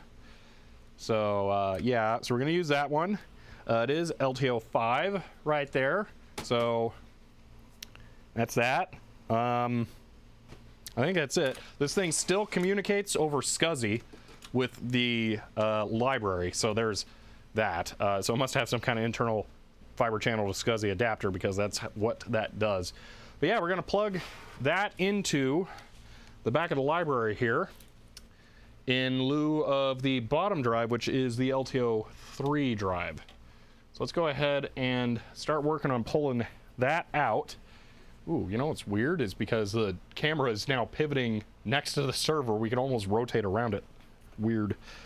All right, so first thing, I'm going to pull off this SCSI cable, which is just daisy chaining the two so they would work. Then I'm going to move the terminator up to there because we're not going to need it on the secondary drive because we're not going to be using SCSI for that one.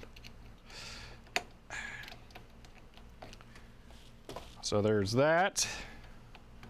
And then the terminator.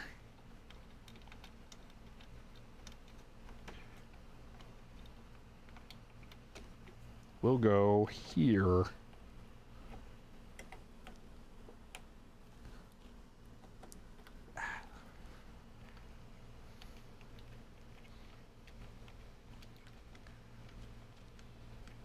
All right. So, see, just tuning in, what hardware is on the table? This is a Scalar i500 tape library. It holds a bunch of LTO tapes. That is an HP DL580G7 that is controlling it. We are about to pull out an LTO 3 drive and put in an LTO 5 drive and then figure out if we can get it working over fiber channel. I only make it a question because I've never done fiber channel stuff. Yeah, that's an LTO tape drive. Let me get this put off to the side so it's out of the way.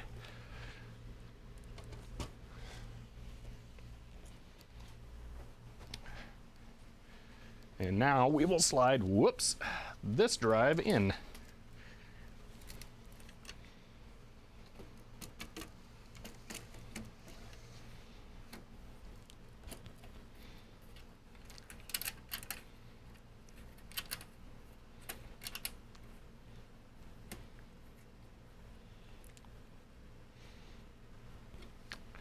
All right, that's the drive swapped. I'm gonna pick fiber cable here. I think this is the one that I want. So like a pair, I guess it's RX and TX. I don't actually know. I mean, I assume it's probably that. It would make the most sense because like you can't have light go in both directions. It would be real messy. So I'll plug in one set here in the correct orientation. Boop. Makes a nice satisfying click. And then over here, we'll plug in the other set.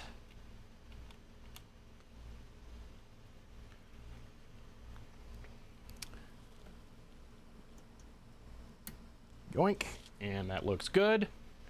All right. So you can actually do both directions on one fiber. Oh, weird. Red insulation make it go faster. It's actually orange if it looks red. That's red, that cable. So there's, yeah, comparison. I know people love my red cables in the office. It's their favorite. All right, well, keep a look at that since that's where all the fun's gonna be now. We kind of have the library part down, so it's just down to the drives as far as learning.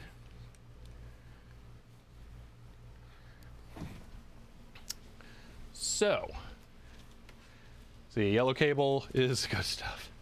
No protective caps on fiber ends. On the loose ones, wait, what?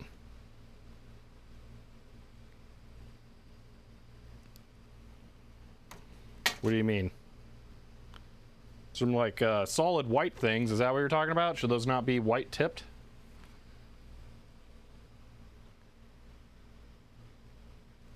I'm confused.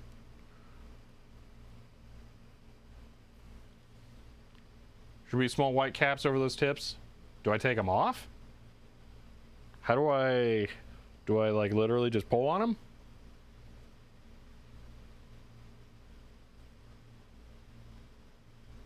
They're not there. There are no caps.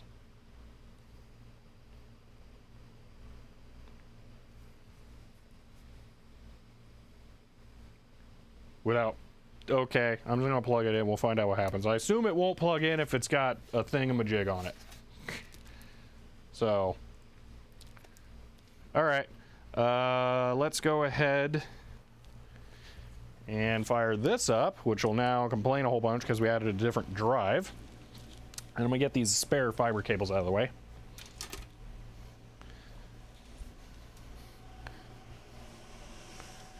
Then once that thing is fully powered up, then we should be able to turn on the server itself.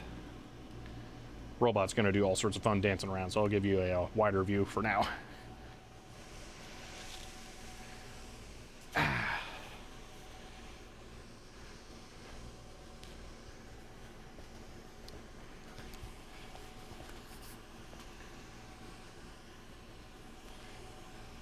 All right, this is gonna take a little while.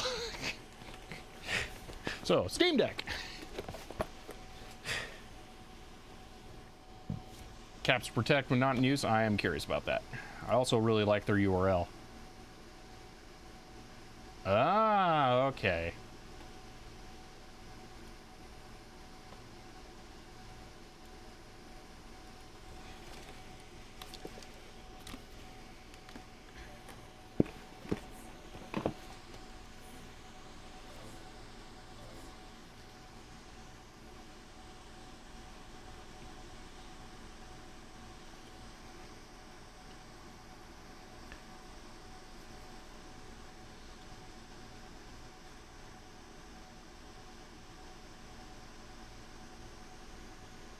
Nah, Tape Robot's fine. It likes its dust. It gives it character.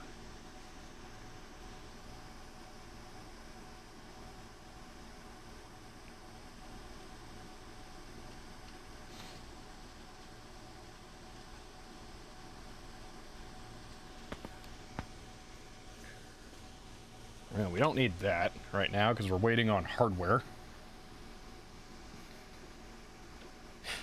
Tape is Dog 22. That one is, yeah, the other one is not. I'm probably going to load the 4 into there because we're not going to be able to write to the 3.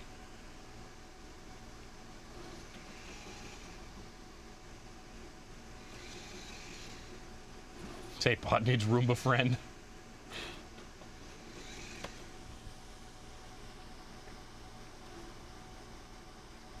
All right, while that's doing its thing, we got, boom, Steam Deck, yay! Is that the whole thing, or is it, I'm not seeing the bottom. Weird. Let's see. Transform, reset. Yeah, it's not doing the bottom. Oh, I might have it cropped in OBS.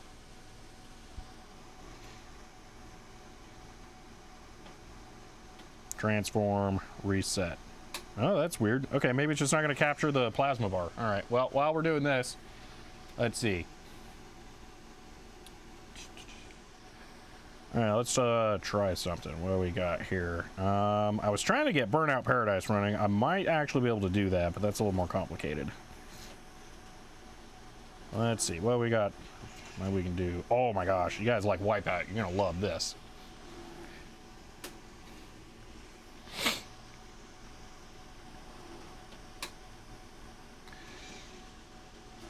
Did it just... Oh, I know what's going on. Oh, I gotta quit the game. Hold on. You are getting window capture of Plasma Shell, not screen capture. So one moment.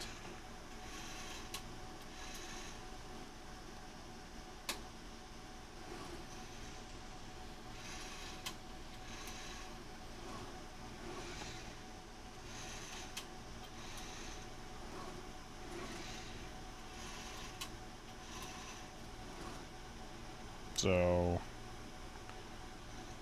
minus screen capture. There we go. That's correct.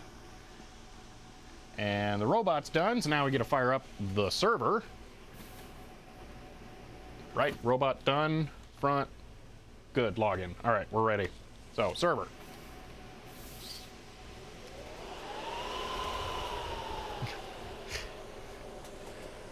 And now we can play Ballistic NG.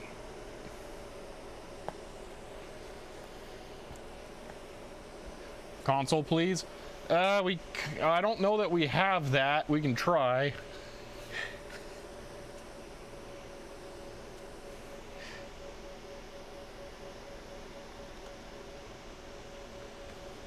You have to go in an hour, Helencroft? All right. We can also do... that'll probably mess up the... See, did we successfully... Right, we did Red Dog Camp. Yeah, we did. I'll put that there and then make it real small. Boom. And then I will push this button. And now I can move it right there. So you might be able to see the boot up process. I don't know if it's gonna work because my VJ capture card is being kind of a pain. So we'll see. What game is that? This is Ballistic NG. You can see it there now. It is a Wipeout clone, and it's really good.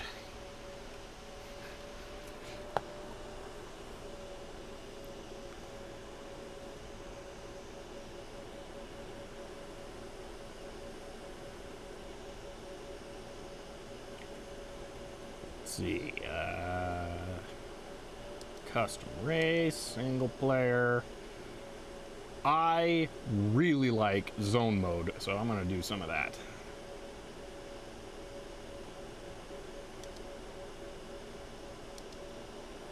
Asking for a friend with a Steam Deck, yeah. Ah, we were gonna get capture on startup, cool. You know what? I'm just gonna make sure real quick like that this is not sending audio. Because it looks like it may have been. Yeah, okay. Muted.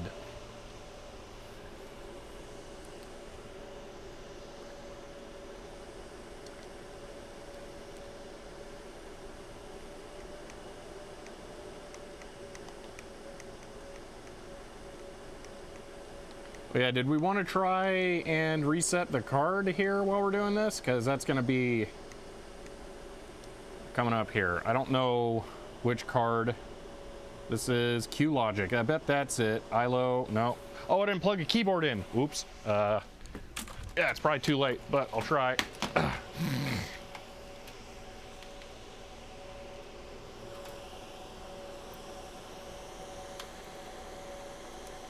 Ah, okay.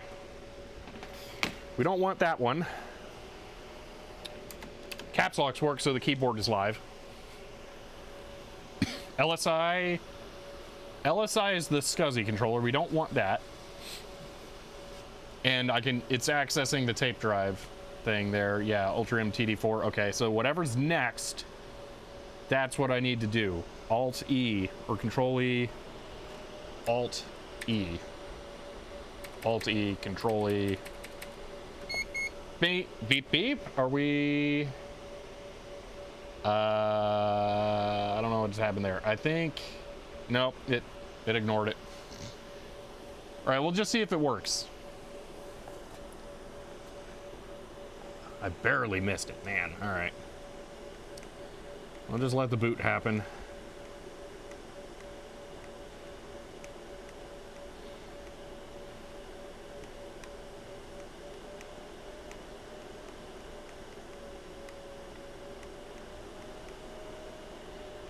It's weird to be able to do just wireless video capture like this and have it be so good. I don't understand why the laptop is running so poorly. Oh, maybe because it was 4K. You know what? That might have something to do with it. That could be all of it. Because this is 720p, basically.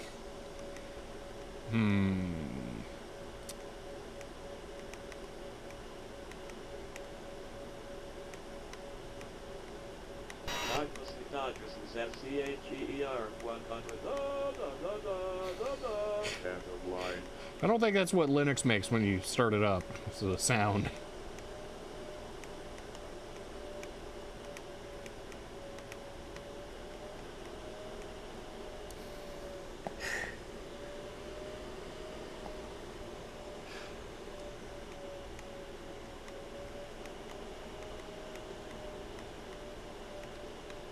Alrighty, so I think we're good. Oh, Steam Deck away here without TPM, uses graphical BIOS as G8 server should. I'm not familiar with the G8s. Alright, so there's that. And hide that. So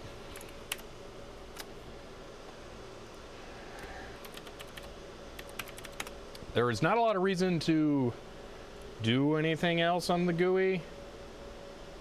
Have to go? Alright, see you later, Dogface. That's we're getting into the part that I know the least about, so that's fun. But yeah, you gotta go. All right.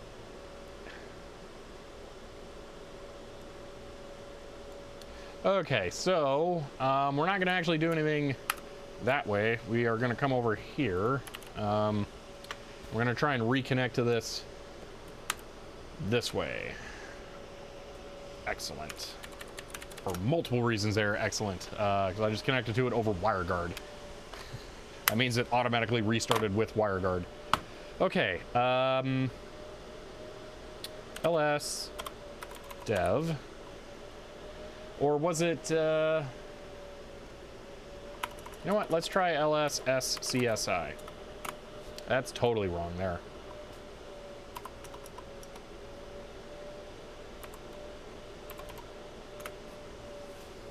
Okay, so the LTO 4 doesn't show up.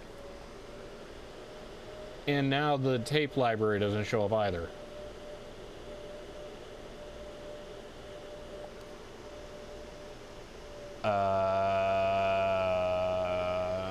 Huh.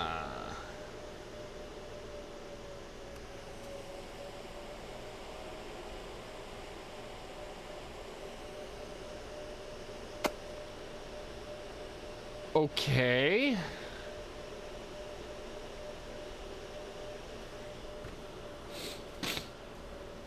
Well, it's going to show up over LSPCI, Hellencroft, because it did before the boot. So,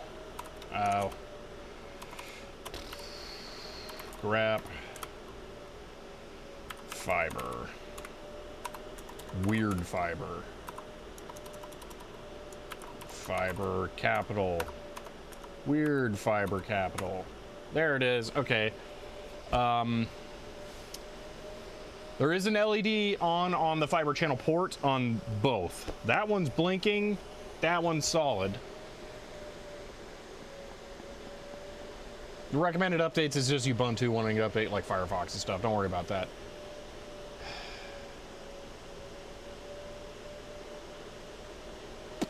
Huh.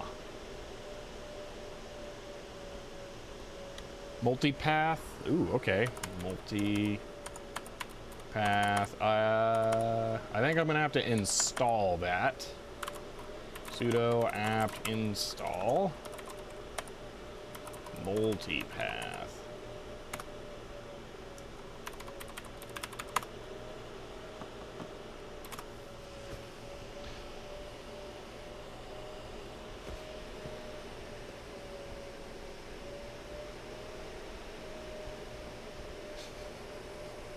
I'm right there with you, Fuzzy 2K. Obviously, I was thinking that too.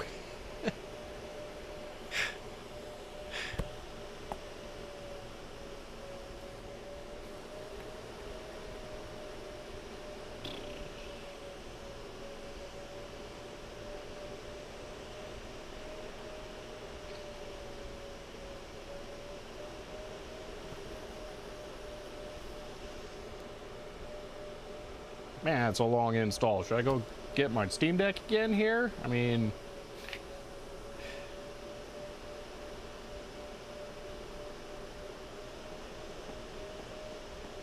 Is it working?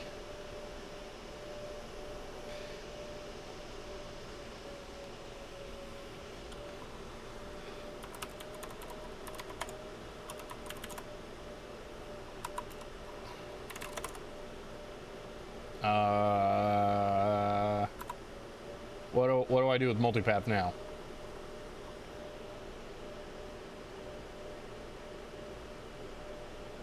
Dash LL to show it's on the fiber channel bus. So, do I need to give it like a device? LS dev. What's new? There's an FB0. I don't recognize that. Could be existing, but I just don't recognize it. Won't show up in dev. Oh, frame buffer. Oh, yeah, that makes perfect sense.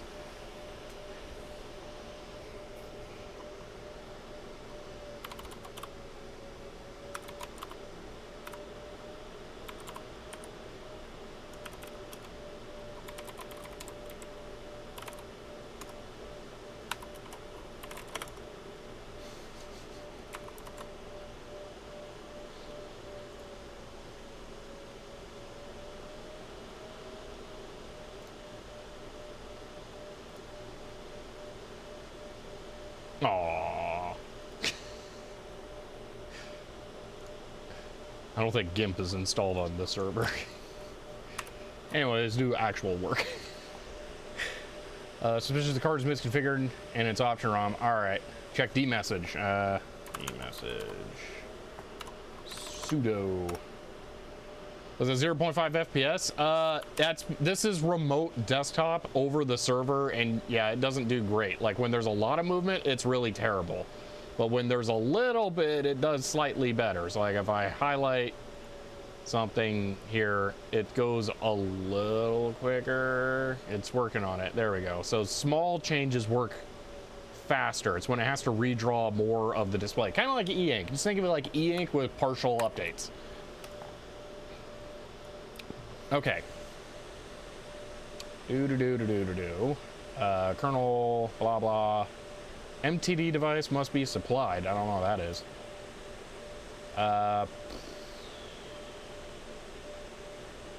Unsafe software power cap. We'll just ignore that. NVIDIA. Probe failed. Capacity. Let's see, you wanted Emulex. Is that what you want me to grep for, or just something in general? Because I bet that's not going to show up. No. Okay. Yeah. Dash I. Oh, what? Oh, I hate caps. Caps is dumb. So 7.5.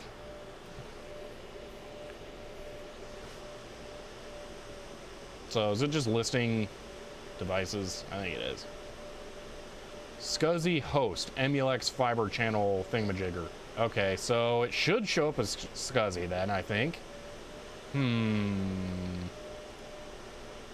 It's on IRQ77. DOS is not going to like trying to figure out how to communicate with that.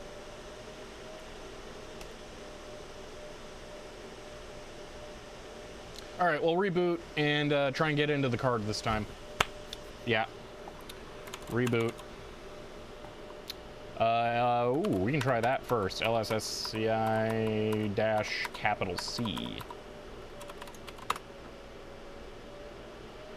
LPFC 3. I don't know what that does. Verbose. Hello. Host 3. I don't know what else I can get out of this. Is this one of those ones where you just keep like slamming them more verboses on? No, it's not. Okay. Well, all right. We will reboot and try and get into the config. I'll wait for just a second in case anyone else has something else they want me to run. Tape drive might not be answering the FCHBA. Check tape drives configs too. Oh, that is a thing, isn't it? I hate that. Yeah, that's stuff as well.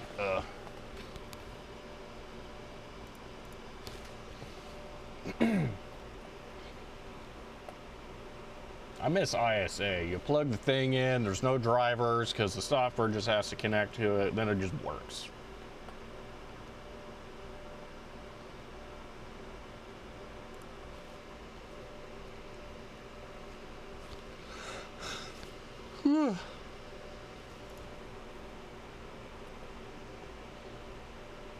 Okay. Oh, it's showing that drive's not there. Okay. So tools, okay. Drive settings. Yeah, the loading screen for this is pretty awesome. That's wrong. Yeah, well, no, so RubyCraft there, it was showing a previous configuration. This worries me slightly. I'm gonna go to the front panel and see what's, actually, we're gonna run RSA tickets while we're doing this. I wanna see what errors it shows. Unlabeled cartridge detected, that's wrong. Okay, let's do, I'm gonna go to the front panel, and I'm gonna poke around on there, see what it says. I'm gonna need the pencil for this. Oh, you know what? I might actually be able to show you guys this. One moment. Now that I have the camera there, it might be possible to show it. So I'll give it a shot.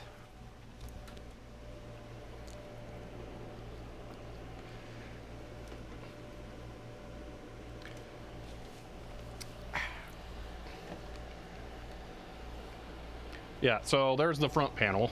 I'm gonna try and configure it. I've already typed this in a bunch. This will be configured correctly once this is set up. That's a queue.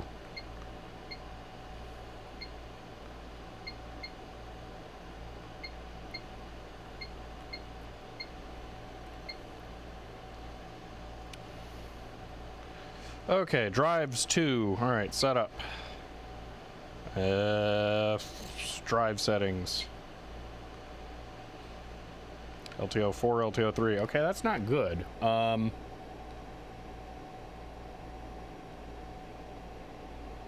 don't like that. I didn't notice this.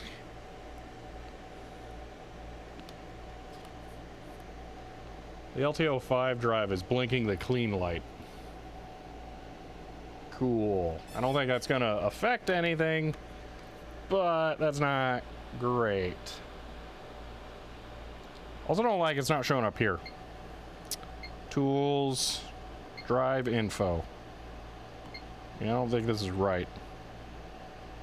LTO 4, LTO model, Ultrium 5. SCSI. Okay. So it knows what it is. Type LTO 3. Does it think there's a tape in there?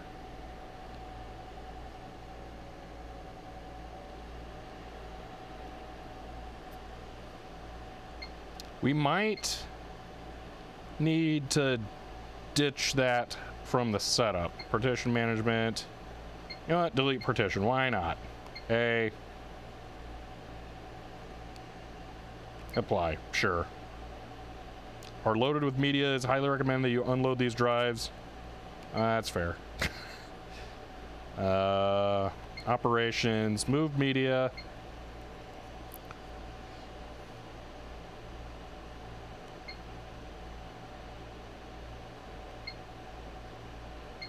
It's not no label. The IE station. I hope that's the top slot. See what it does. I think it's gonna try and grab a phantom tape, or no, it's actually okay. That drive is waking up.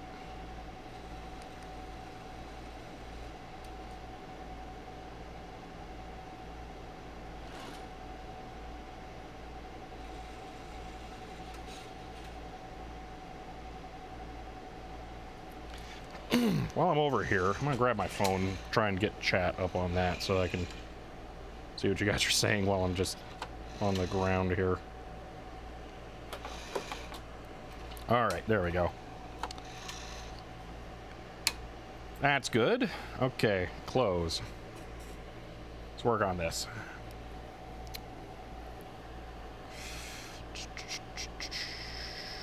Setup. Now I'm curious. What's it gonna say about, it still says LTO 3. All right, I don't like that. Partition management, delete partition, yada yada, library. When you delete a partition, all drives, media, and slots will be unassigned. You'll need to create a new partition. Yes.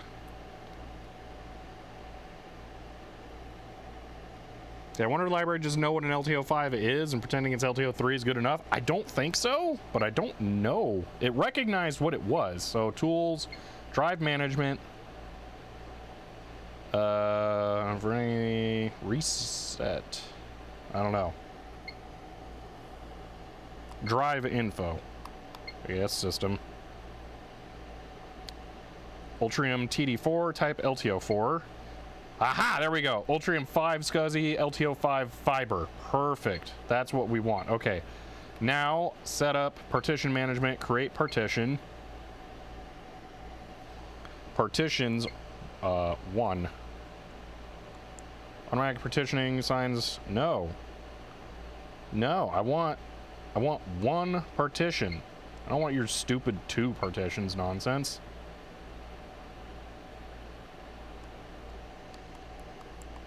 Let me make it 1. Back. Create partition. Singular.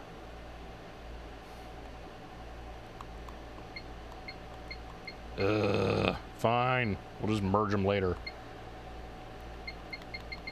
Dude, why'd my phone... Oh, it fell. Bye, phone. Turned off chat. Jeez. Oh, yeah, so Dogface, I put in the LTO5 drive and then it wouldn't recognize as LTO5. So I deleted the partition so we can make it LTO3 now. So I'm trying to create a partition, but when I go to create a partition, it wants to always create 2. Like I can't make it just make 1 partition. Seems frustrating as a copy machine. Yeah, so what I'm gonna do is I'm just gonna have it make 2 partitions. I want to name the top one tapes. Tapes.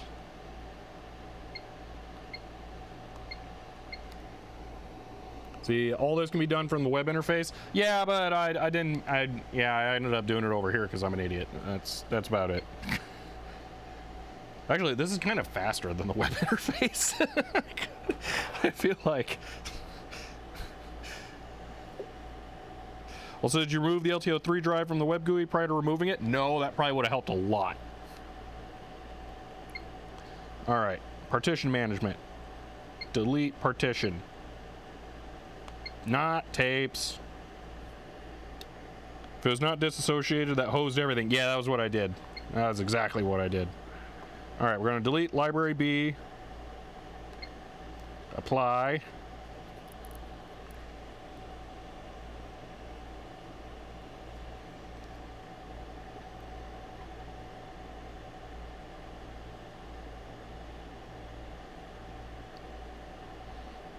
Come on, it's like 3 things that you got to configure for a partition. It doesn't take that long to delete.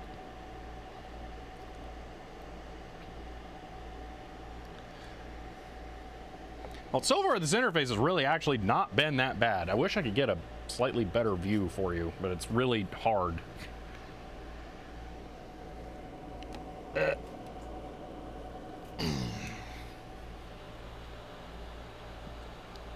This part's going slow. This thing running in 8088, yeah. Even has a dialing wand. Oh, it is a Power PC. Actually, yeah, we took it out yesterday and we looked at that. It is a Power PC. Man, that's going slow. You know what? For giggles, I can actually go grab a real stylus. We can do this properly vintage.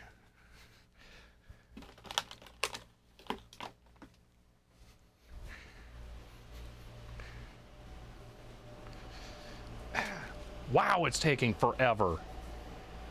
There we go, real stylus now.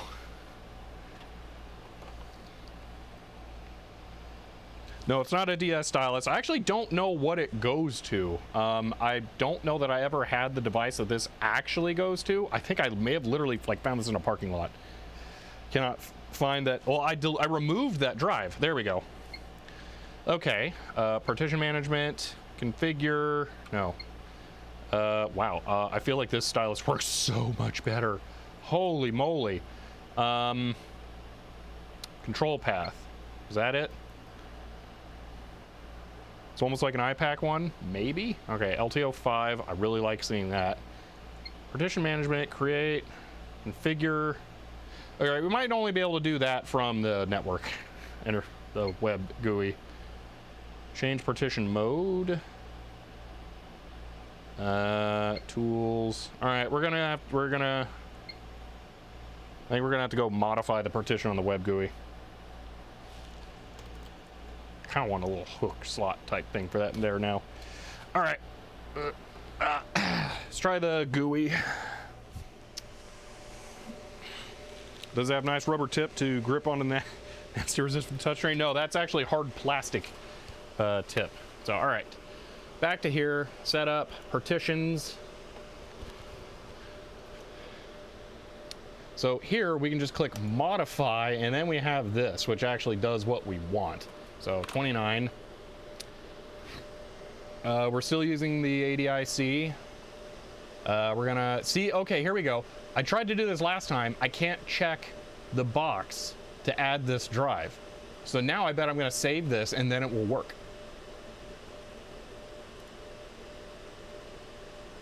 Because the drive is not ready. Ooh. I need to ready the drive. Okay. Tools. Drive settings. SCSI drives. Okay. How? Whoa, that's a lot of stuff. Look at setup and then like drive settings. Okay, I'm here. So there's this thing. 1, 0. Wow, this is cool. I have no idea what's going on with any of that. I'm gonna, for giggles, partitions, modify, and now it's ready. We did nothing. Now it's ready. Yep.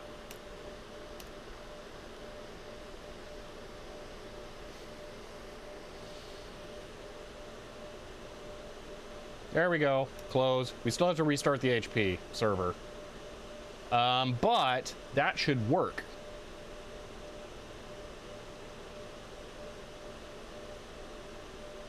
I think we're good. So, yeah, I'm pretty sure that's it. All right, I'm gonna go to reports. I'm gonna clear all the tickets. That way the orange light will turn off. And then we're gonna restart the HP, which means we get to play more Steam Deck. Okay. I don't think we have to restart the library, so that should be fine.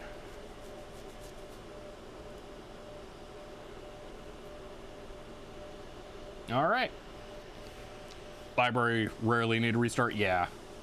So genuine question, how are you going to communicate with the library via SCSI? I'm not sure now. We'll see once we restart, but yeah, I genuinely do not know. All right, so there's that.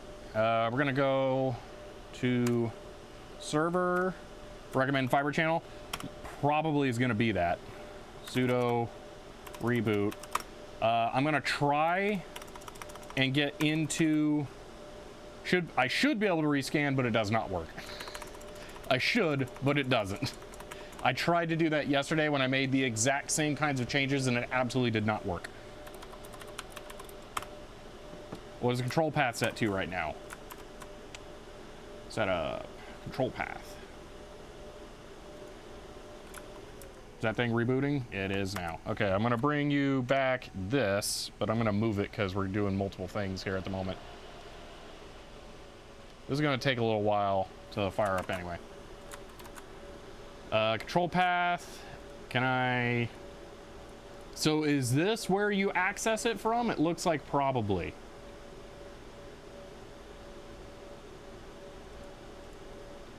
So, all right, we'll leave it on the fiber channel card, it seems like.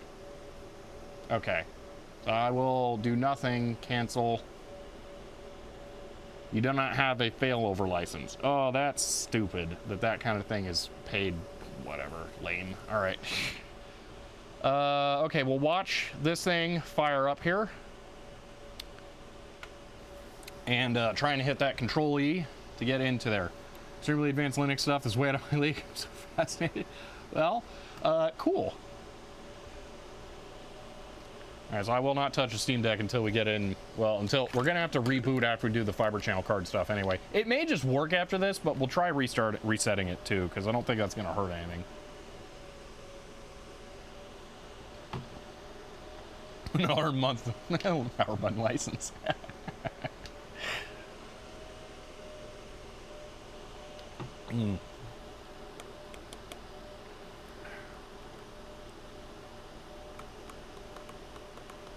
This is being very server here with how long it's taking to shut down. Why is a UUID light on? Did I bump that?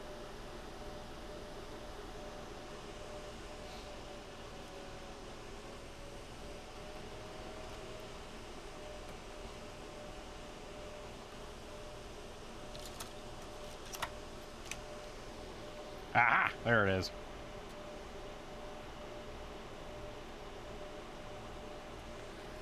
Oh, that's not a button. Is there not a UID button on the back either? Wow, they dropped a lot of stuff from the G4.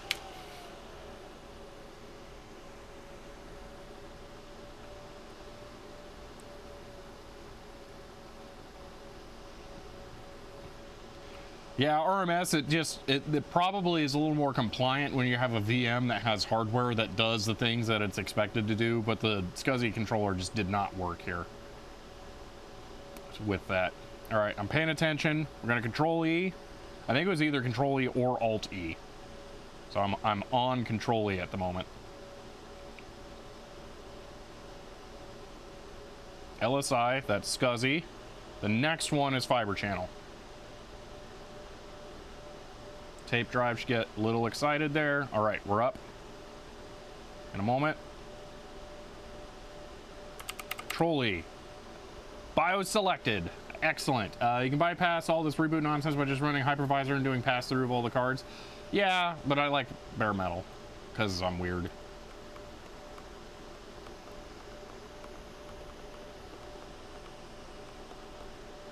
All right.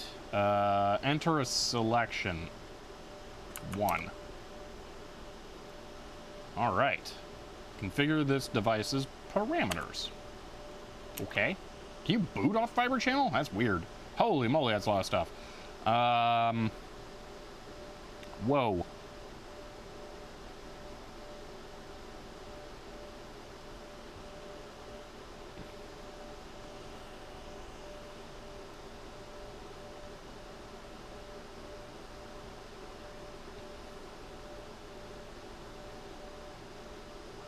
Are all those plus advanced options something where I'm going to need a license?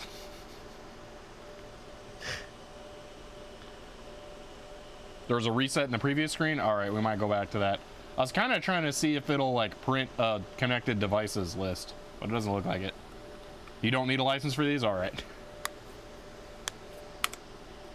We'll go back. We'll see if there's reset. Default values. Okay. Dogface, just to double check, there's no reason I can't default this, right?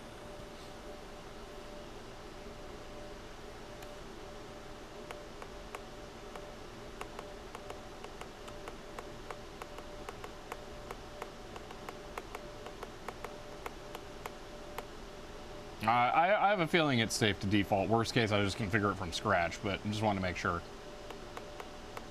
You default? Okay, we're doing it. Oh, that was quick. Okay. No problem. Do whatever you need to, Dogface. That's... Okay, enable, disable BIOS. Yeah, link speed selection. Change topology to point to point. Okay. Topology selection. 4. Fabric point to point. Auto topology point to point first. I think that's probably what we want. Check out auto scan is enabled. We can look at that. Or something about that there. 6.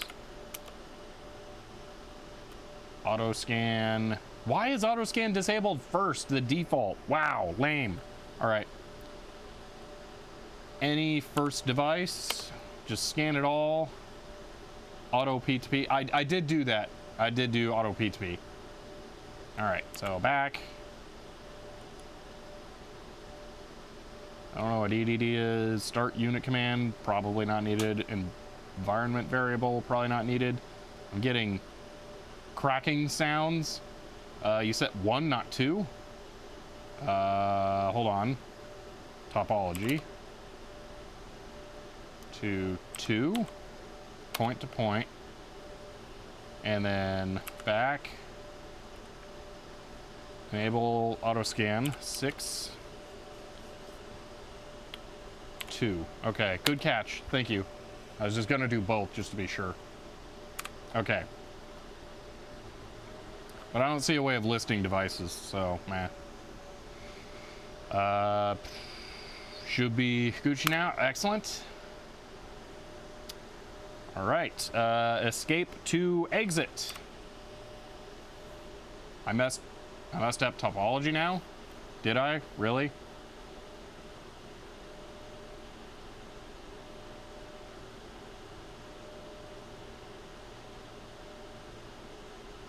I mean, I'm kind of like, what do I... Yeah, all right, whatever, reboot. We'll see what happens.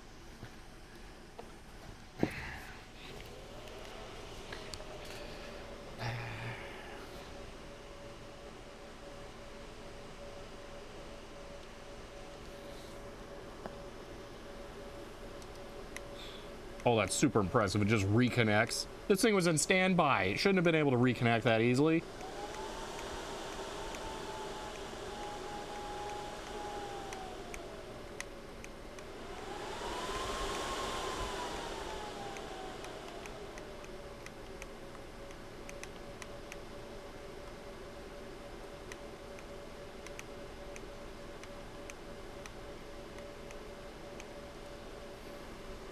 See, you remember when I apologized for ruining your life with all this stuff? This is what I was talking about? Yeah. What game is that? Looks like Wipeout, but modern. It is Beam NG. No, wait. Ballistic NG. It is Wipeout, but modern. It's really good. Highly recommended. Yeah, Ballistic NG. That is it. Beam NG is the soft body physics vehicle game.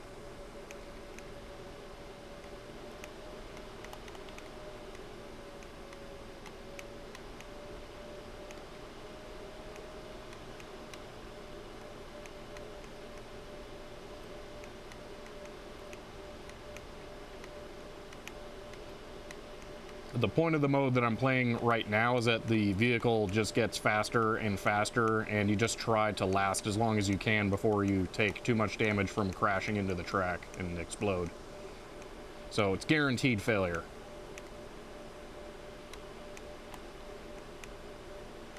Except you get rated based on how long you last. We have post GUI.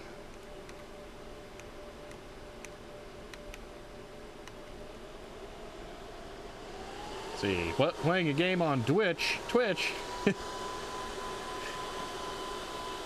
Found 4 gigabit pack of community created courses and vehicles.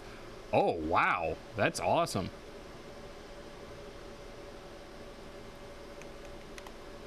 I didn't realize that it had courses. Man, you make it hard to play. Whoop. Oh my gosh. Error. That sounds really weird.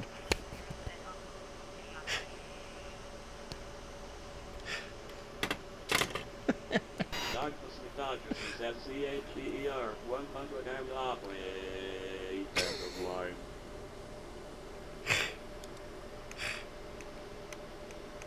line. Don't phone and fly.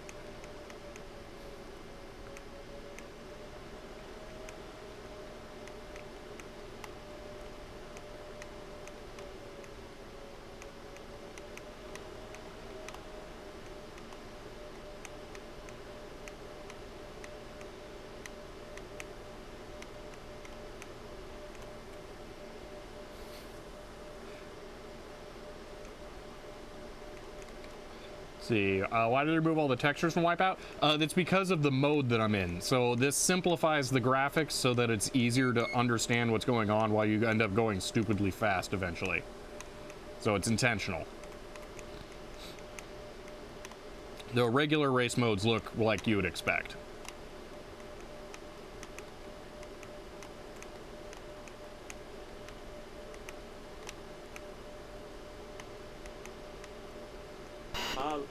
CHER 100 Ultrium was displayed.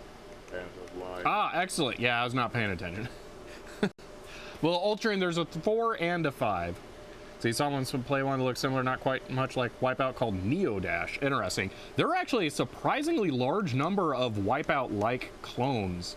Redout is another one that some people like. I feel like the controls are just slightly too simplified on that one to really fit the niche. But if you really like Wipeout, you should also check out Pacer, which is made by the original Wipeout devs. It was originally called Formula Fusion. I was a backer of that one.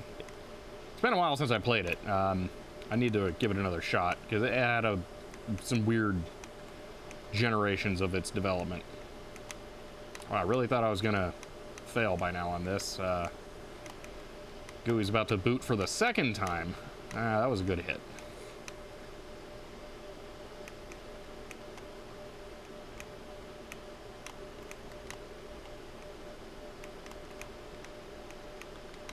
Alright, gotta stop. Hold on, there's a straight coming up here. I'd rather stop on that. Perfect. Okay. See, sounds like the Saint prototypes for short circuit. Probably is literally the exact same voice, because yeah, it's a deck talk.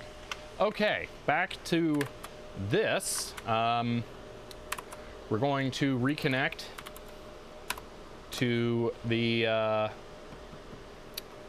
server here. And LSSCI. Okay, that doesn't show up. Dash CV. Okay, so we have that. LS dev. We have ST0, but no ST1. So the tape drive is not being exposed. At least Linux is not picking it up.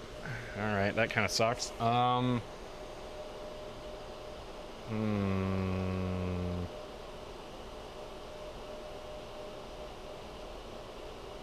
Enable BIOS. All right, we can do that.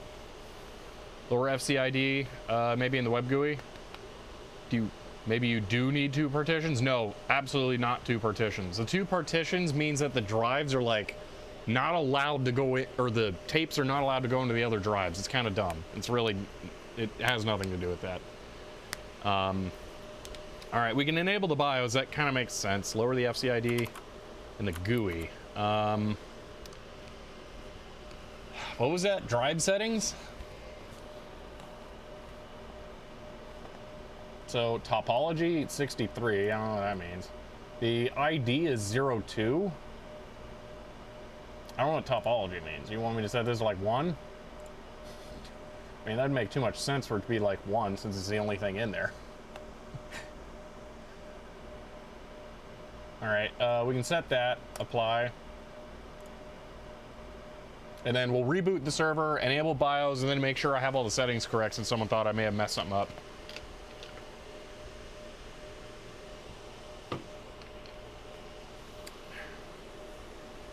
I think that's done. Yeah. Try rescan. We can. It really doesn't work well. History, grep, rescan. Seriously? Just scan, actually. Okay, so host 3. I think that one actually is host 3, isn't it? No,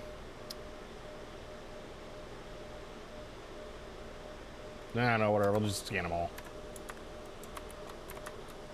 If it doesn't show up in rescan, try topology 0 as well.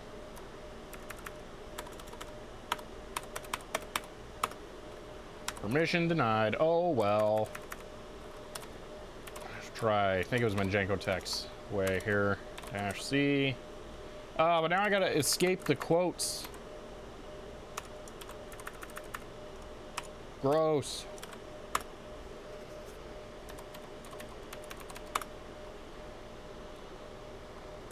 All right, 3 and 4. Oh, that one's taking some time. And what on earth is that? We'll do that one too. That one's weird.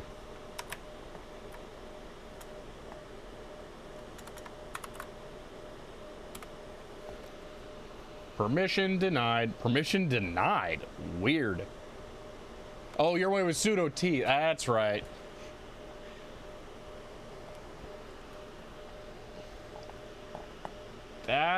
That wouldn't need escaped, so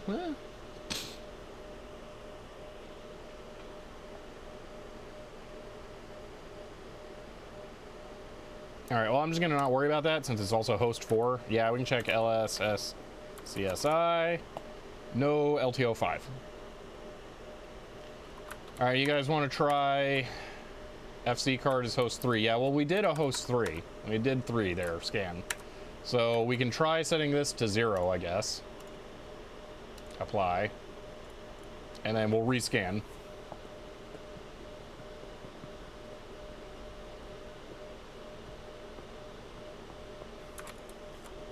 Alright, close.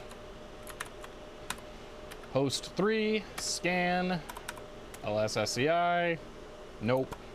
Dash S. Or was it dash C? Yeah, there's that. V. Yeah, it's host 3, doesn't show up. Did you verify that there are actually lights on the fiber channel cable? Yes. There's one light blinking on both sides.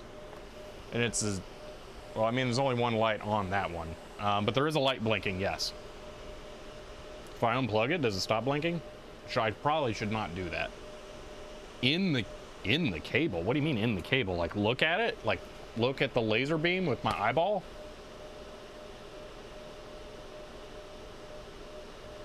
That feels like maybe not a great idea. But there's an LED blinking on. I'll just bring the camera over.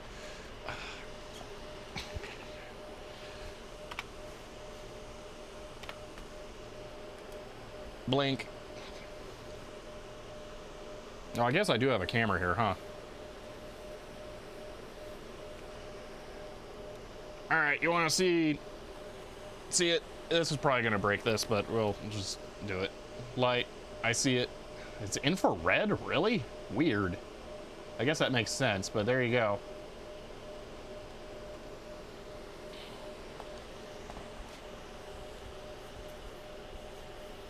What do you mean that card won't work?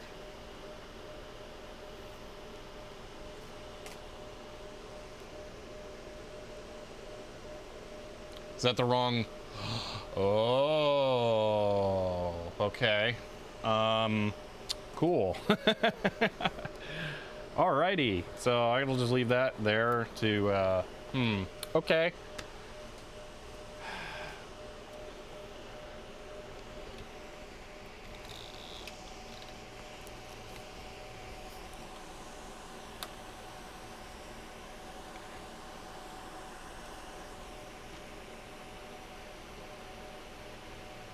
I don't see squat in the tape.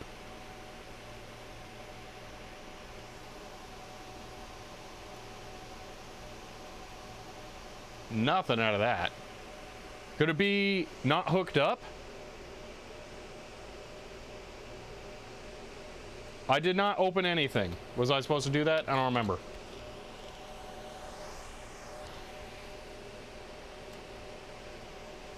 Too many things going on. Swap that broken port. Okay. Does that have light? Oh, I think it does, actually.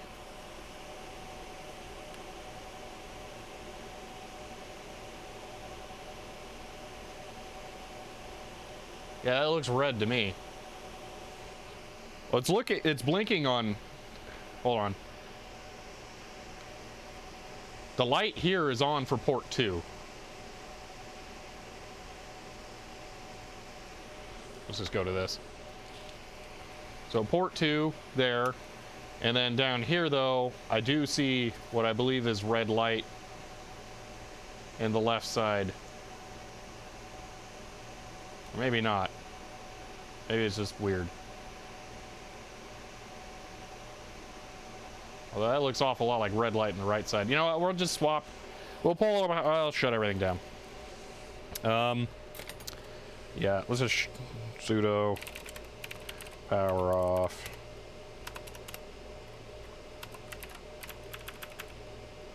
But it doesn't matter because they're different. No, don't shut down. You can hot plug that drive. Oh, well, I'm giving the server some exercise. Oh wait, no, the server kind of is dumb. I wanna have it do it anyway. But all right, we'll hot plug the drive. Yeah, card won't work. Yeah, but I do need to do this. I'm not necessarily done yet. I'm not down for the count. So give me a moment. We might still be able to do this. Is the transceiver swappable in this? Well, I guess I'm about to find out, aren't I? How do I open this? Oh, the tape thing is doing stuff. It's cranky. I stole its baby. Look at it. It's in there. I see you. All right, let's get this open, I suppose. The transceivers can be swapped in the drive. Might be possible to get this working. We'll see. I gotta figure out how to take it apart. That's upside down. Do I need to do it from the top? Ah, okay. Do I pull? I see one Phillips right there. The back panel will just pull down.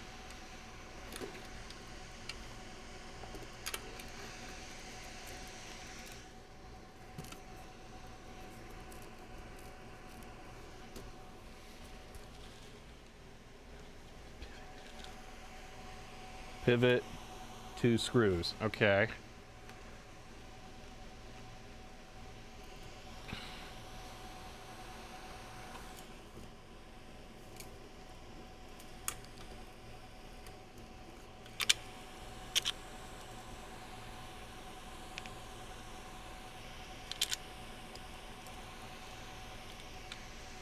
Am I missing something? Pull out 2 screws on the top. Oh, the ones that are like weird bits. Okay, got it.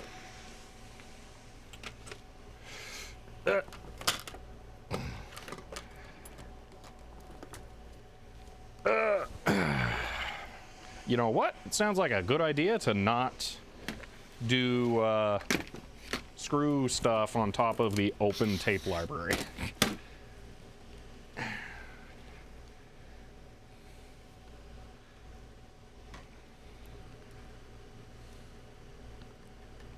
All right, I see what you mean now, Dogface. I'll work on this. Okay. So those are like Torx-ish.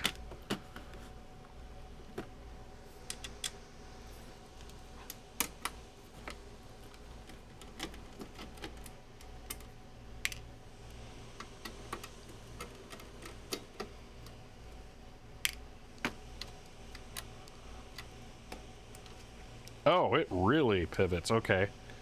All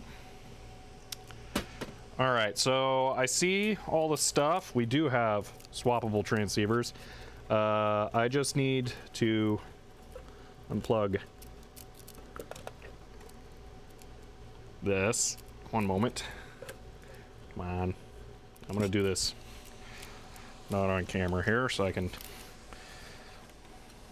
Actually, you know what? We're just gonna take the whole back off. They're the same screws. It'll make it easier.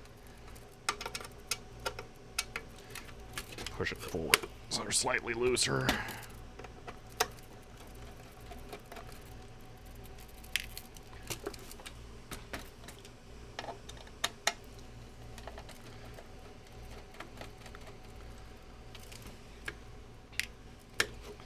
Okay, that should... Yeah, remove. There we go.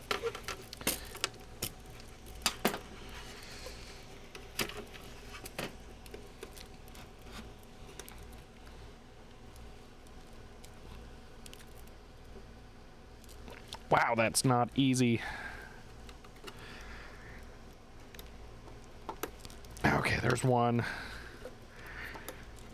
and 2. Okay, then I'm just gonna unplug that. Oh, there's a whole bunch of junk. Okay, we're not unplugging all that.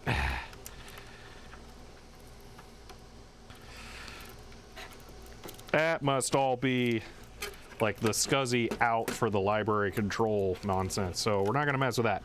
Okay, transceivers. There's 2 different transceivers in there. Really? Okay.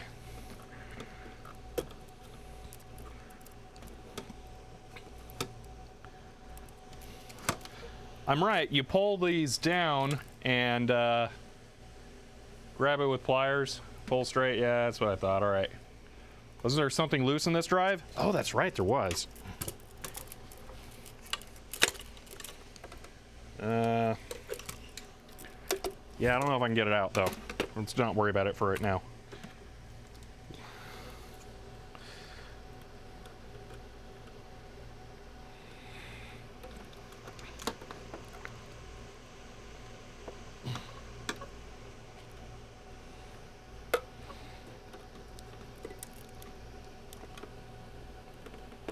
That is taking a tremendous amount of force.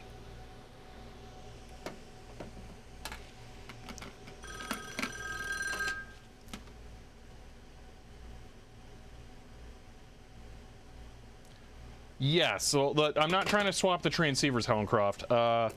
I want to see what the transceiver is, and then potentially see what I've got. I have some transceivers, but I thought you could, there we go, that, and then pull, there we go. Okay, transceiver. This is what I want to do. Fiber channel is fiber channel is fiber channel, right? If I can plug a transceiver in, I can use it.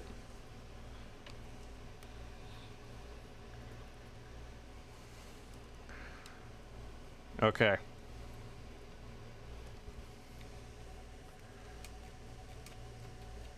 So, previously in there, no idea what wavelength that is, but there you go. There's that. I will be back. I'm going to go see if I can find my other fiber channel stuff. So, this is going to be interesting. It has been a while since I have looked for these, and I don't know where they may have ended up.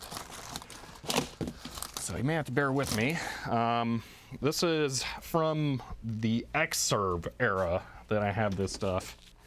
It might actually be piled on top of my Xserves. And there's another bin that it might be in, and if it's in that one, oh no, because it's a very heavy bin at the bottom of an even heavier stack. So I'm hoping it's not that, but I should have a bag of transceivers that I think are all the same, and I think I have a card that they are compatible with,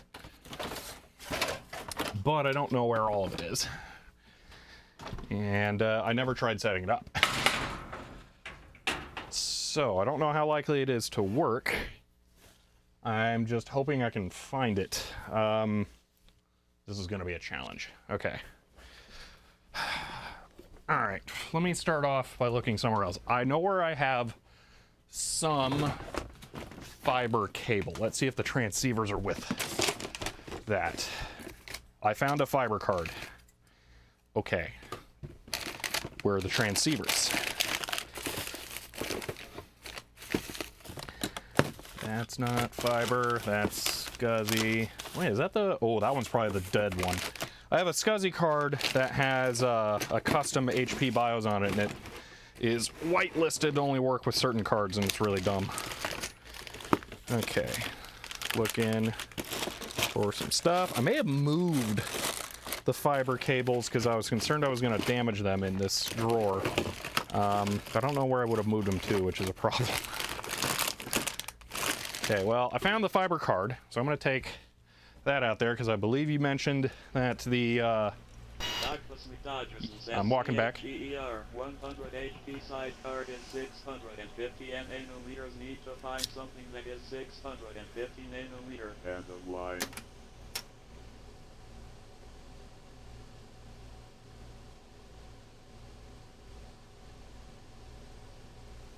I didn't just happen to have a very similar one, did I?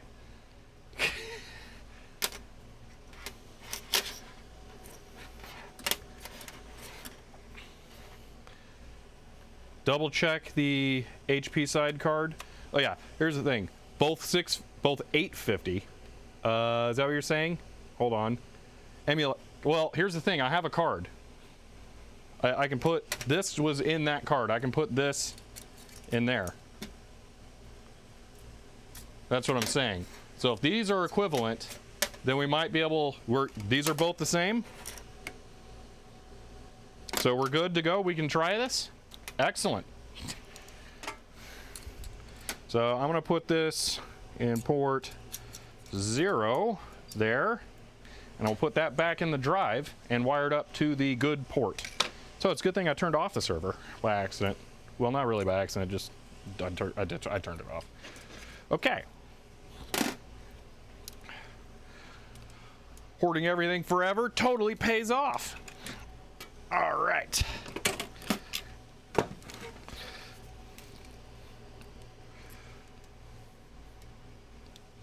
What card is that? It looked a lot like my dual 10 gig NICs. Where'd I put it? Right here.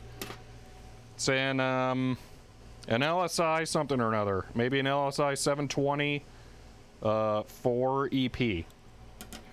Alright, so this to there. That feels like it pushed in probably all the way. Okay, we'll go with that. And then the good side is this one.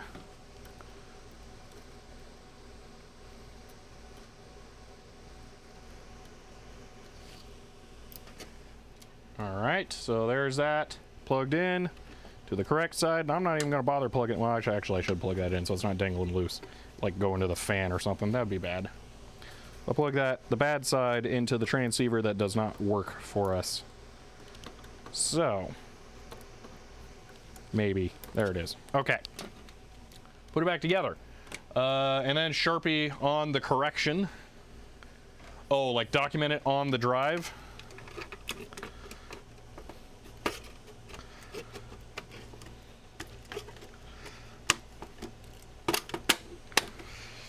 Okay.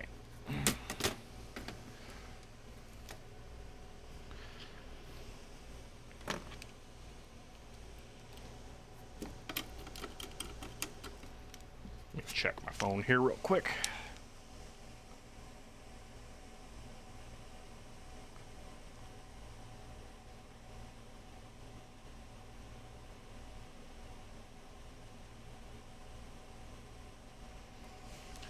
I just heard back from Roland on the CM153 card after his analysis. Looks like there is potentially a mistake, so we'll review that at some point.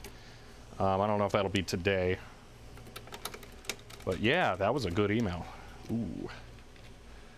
Okay.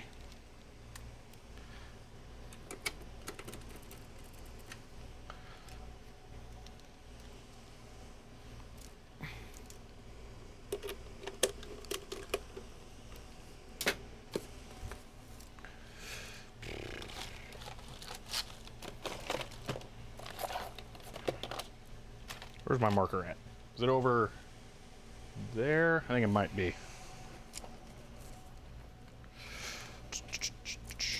Yeah, I don't know where it is. Ah, screw it. It's fine. Okay. See ya, Helencroft. I'll report back in Discord what the changes are so you can catch those when you have time. Okay, so pop in this drive in. I really don't like that sound, but hopefully it's fine. All right, putting it in there.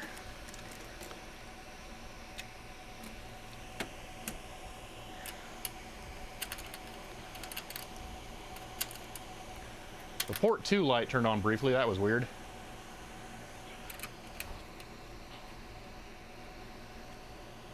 It's a little tight for my taste there. I'm gonna screw that down, kind of pull it on it. All right. So, server needs to be opened up and put that card in there. I do not know what the current condition of that card is, how it's configured, any of that stuff. I don't think I've ever put it in a computer. Forget what the exact reasoning was to send it. I think it was more like just in case I ended up needing it. But a huge shout out to Callan who sent that. Coming in here to save the day on this project with it for something that was meant for a long time ago. Never feels right hot swapping stuff. It does not.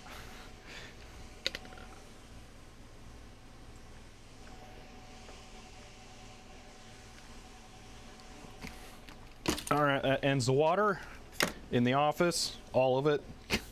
I'm out of water. Is that a SCSI card or does it matter for this stuff? This is fiber channel.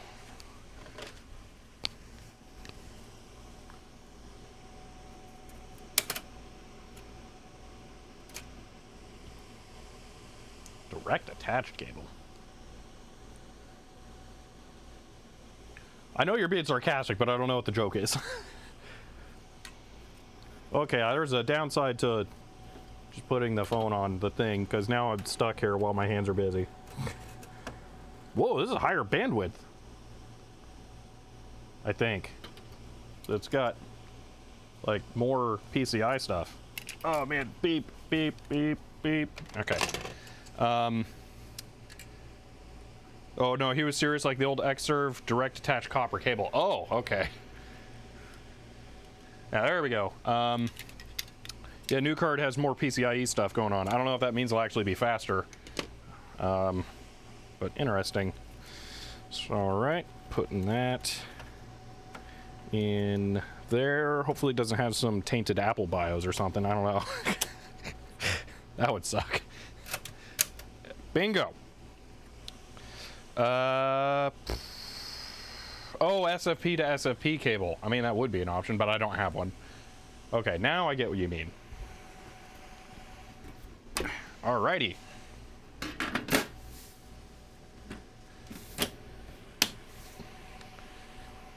Cable. Okay, so here's a problem. Are these red or infrared cables? Because I think that matters, right? Or should these cables be good? Cable will be fine? Okay. So I know there's different kinds of fiber cable. I've not had to mess with that.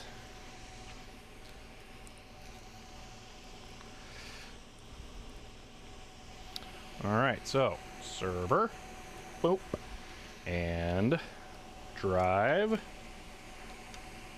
boop. Actually here, let's do this. Let's look at the light.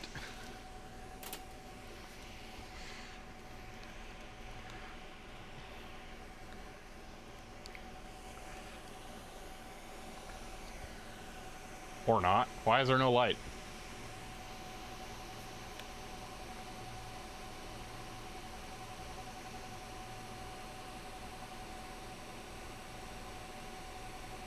Drive will not light. Oh, okay then. This doesn't have power yet, so there's no point. All right, I'm just gonna plug it in, hope for the best.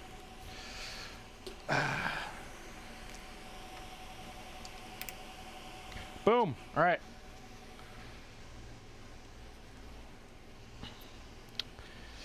I think it is time to fire it up. Put you back over in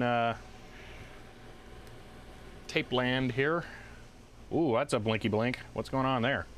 Oh yeah, the LTO 5 is reporting that it needs cleaned, so that's a thing. All right, HP on.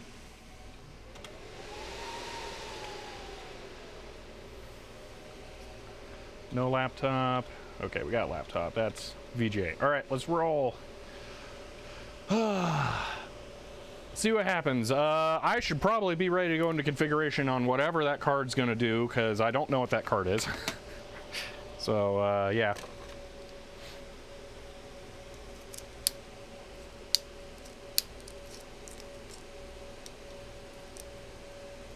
Tape library over smoke signals. Well, since that card's untested, maybe sooner than you think.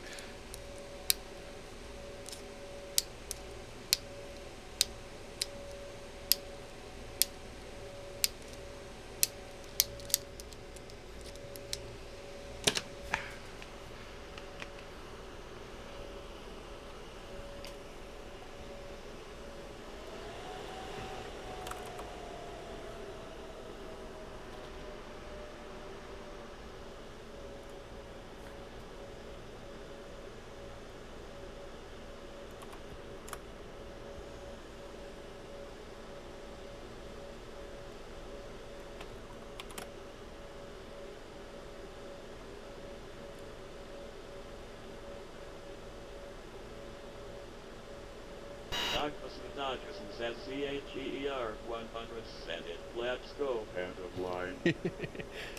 Well, it's going now.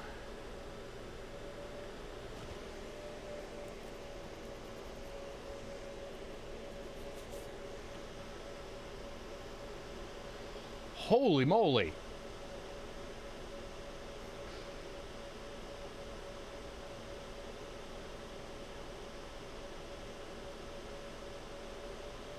We may have values for the capacitors. I'm looking at the email for the CM153.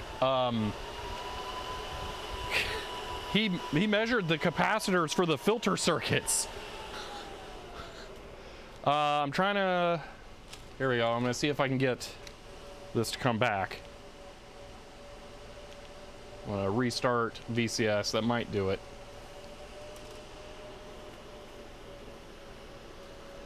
Yeah, I mean, 33 and 47 picofarad. I have no idea how. But wow, there was one error. UART pin 25 and 9, pin 7 to pin 6. Oh, I may have made a typo. Okay. Okay, we're getting up there. Okay, I'm on the keyboard. I'm ready. I'm sorry you guys can't see it.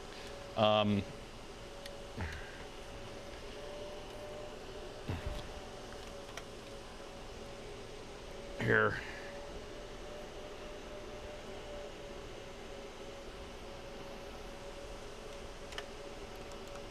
LSI. Okay, that is not it. That's SCSI.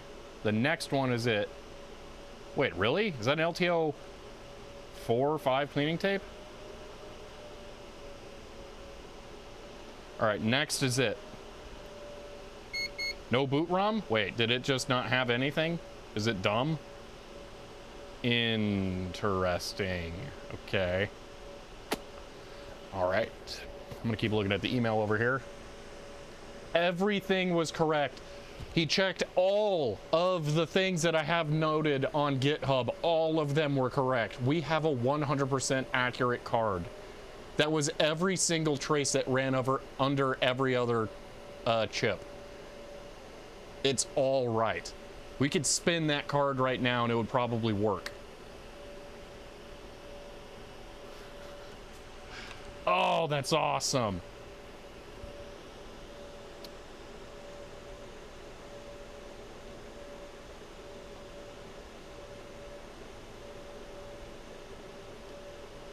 Oh, that's so nice. Oh, yeah.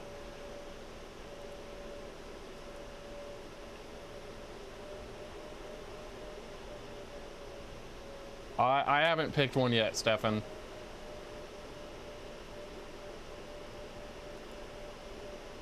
Those two are higher up on the list of potentials, though. Oh, that's so nice. All right, I'm gonna close that so I don't leak anything. What kind of evil cat manufacturer wouldn't put the value on the jacket? These are little itty bitty ceramic ones. It's not that they can't print them, they just don't for capacitors for some reason. But they're not, it's not like the jackets where it's like big old value that gets printed on really simply. So it's kind of a different thing. All right, let's put this back over here. So hopefully eventually we're going to be putting a tape in the LTO 5 drive and attempting to read it. We're getting close. So there's that. Back to capture. We'll switch to... Oh, now it's capturing. Thanks. Go to the laptop. Let's actually use the laptop keyboard, though. All right. Over to here. Connect. Let's type in the highly secure password that I use, LSSCI. Okay, are you guys ready? This is going to be the answer. Boom! We have it! Oh my gosh, I can't believe I had parts that worked for this. Oh, wow. Oh, that's awesome. Double win there.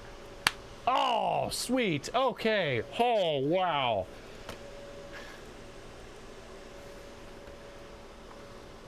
All right. That's drive 1, I believe, on this thing. Let's double check. Can't easily print the value on an SMD capacitor without affecting the capacitance. Ooh, yeah. ZCHER 100 pound Europe is in the horse tonight. Can't apply. Okay. Oh, that's excellent. Okay, so 4 is 0, LTO is 1. Okay, so let's do a position here. Oh, those are a long ways in the past here. Sudo mtx. Also, the scalar is there and through the fiber channel. Excellent. You know what would be really nice is if it's way quicker to respond. Oh, that could be a benefit of going through the fiber channel card instead of the SCSI card, because the SCSI card kind of sucks at that. See, dev s ch0 position 30.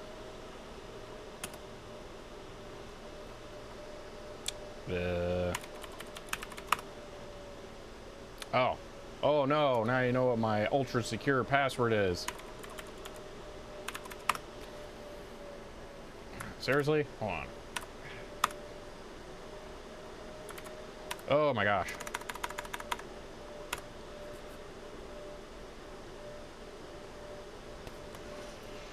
I think that was faster. That was not super fast. All right, one moment. It went to the correct position. Yeah, there, you can see it. All right, I'm gonna have it load a tape into drive 1.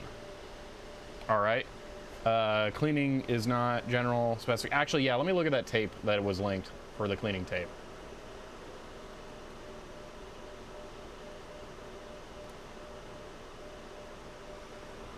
Sony LTO for Ultrium. Wow, that is not bad. Just gonna go ahead and put that there so I remember to look at that. It says Ultrium 1 on there, but for Ultrium tapes, all right, I will look at that. See, you'll send a cleaning tape? Oh, all right then. You only have one. Oh, okay. I feel a little bad then, because I know you need it too. Where it says it doesn't have barcode. What do you mean about barcode? The barcode error is probably nothing. Don't worry. Let's see. Tools, RAS tickets. Every tape in there has a barcode. Forgot I wanted to check something while I'm here. Also, you can't see me. Hi. All right, tools, tickets. Checking a thing, and perfect. Okay. Dog tape, for some reason, my printer borked the lines. Scanners in the library. Oh, okay. That's what it is. We can fix that then. Is it all of the dog tapes or just that one? Because that one you have, oh, just that batch. Okay, because that one you have packing tape over. And I could see that causing reflections that it doesn't like. So, here's what we're gonna do though. We're gonna try putting the LTO 4 tape in the LTO 5 drive now. Packing tape was a test? Ah, makes sense. So, position, I'm gonna position to 31 here, which should be where the LTO 4 tape is. Just to make sure. Yep, we're good there. It moved down. So, I'm going to load 31 to 1. All right. So that's going to be the command I run. There's nothing really you're going to see on the terminal. So I'm just going to hide the deck because you guys don't, we're not doing that. So we're going to run that command. It should pull out the green tape and put it in the bottom drive. All right.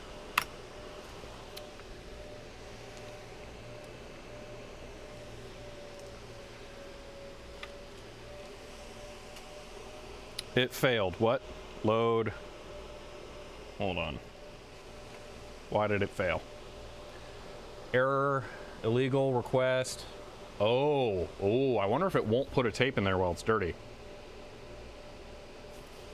All right, we'll load 30 to 1.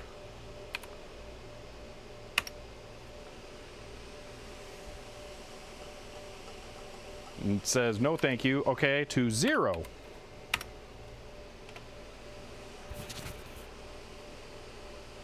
Also fail. What?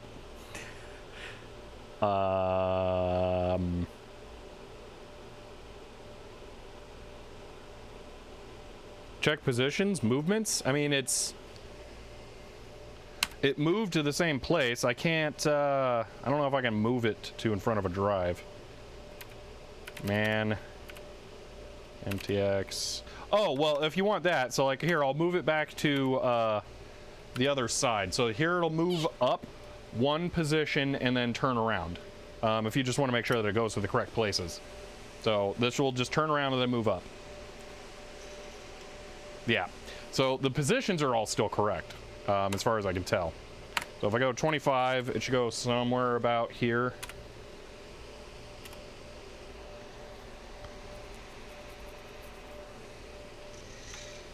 Yeah. So is that drive associated with that partition? I believe it is. We can double check. I'm going to put this back to position 30 while we do this.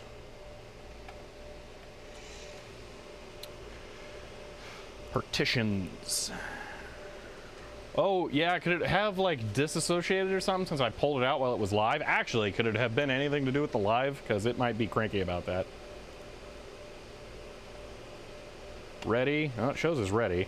All 29 slots. ADIC interface, protocol. Yeah, that looks right to me.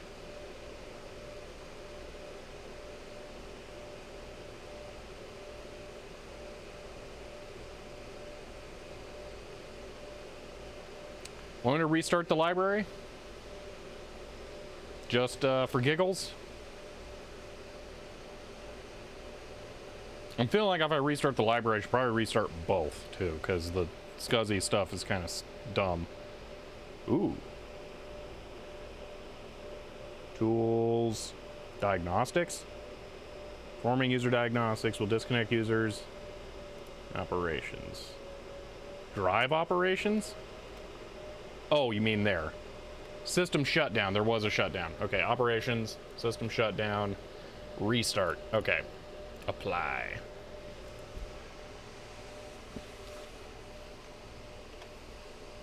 I want to see the front.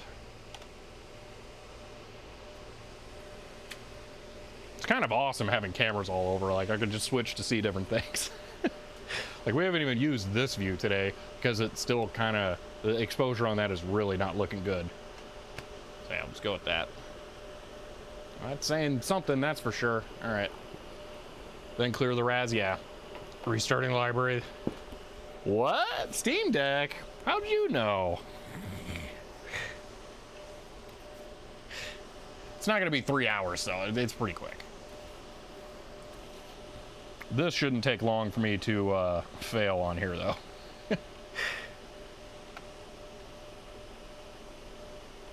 Am I going to be adding a deck hotkey? I don't know if this is something you guys at all care about seeing. It's just like, I can sit here and do nothing, or I can do this and be entertained. Although I'm the one who's supposed to be doing the entertaining, in a way. Although most people entertain by doing this, so it's, you know, weird.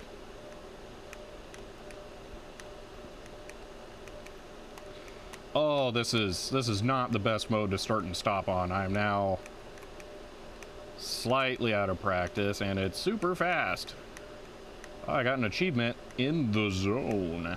Okay. Oh, I reached 50. That's why it's super fast. 50 is not a joke. That's definitely going to be a gold medal. That's for sure. Oh, this is the death. Yep. Okay. We have a good call on Straw Humans. I'm addicted. Oh, yeah, it's excellent, isn't it? So you used to play the original on old Xbox? Yeah. Rejoice when they announced the remake? Yep. And there we go, gold medal. Ooh, fun thing, you can do... Oh, wait, that won't work here. I was going to say you can do a zoom thing, but that won't work on this. Oh, wait. What? If I hold the Steam button, then I can move the mouse. Ooh, why is... I don't like that. That's weird.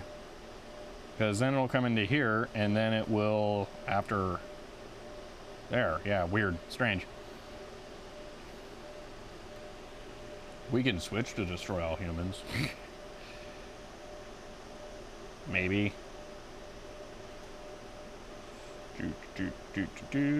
Oh, is the tape library ready? I think it's got to do a little bit more dancing. Ready to play.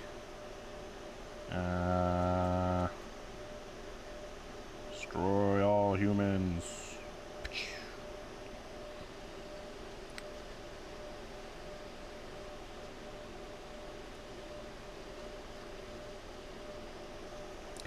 Yeah. Oh, no. This game is super gonna drain the battery. Yeah, it hits it hard.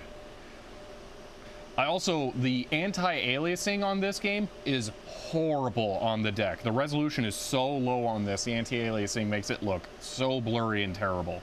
Yeah, 90 minutes. Yeah, with this game for sure. If you run something that's less intense, it lasts a lot longer. Yeah, no, this one just slaps it all around.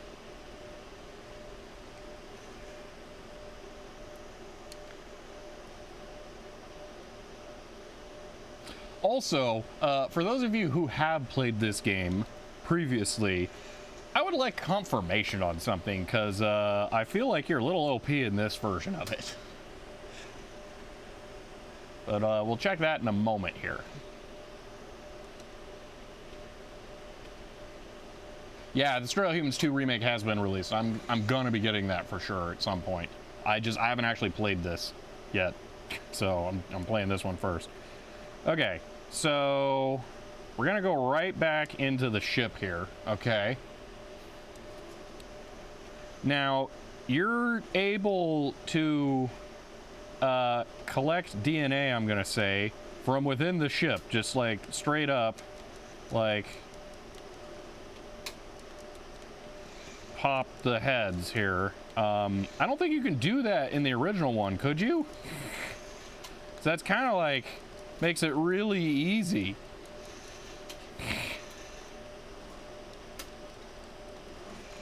Also, you just spam a button to repair your ship. That feels like it's way too easy as well. But yeah, I don't think you could pop the heads from the ship before. But now, yeah, you can, and then it makes collecting DNA super fast and easy.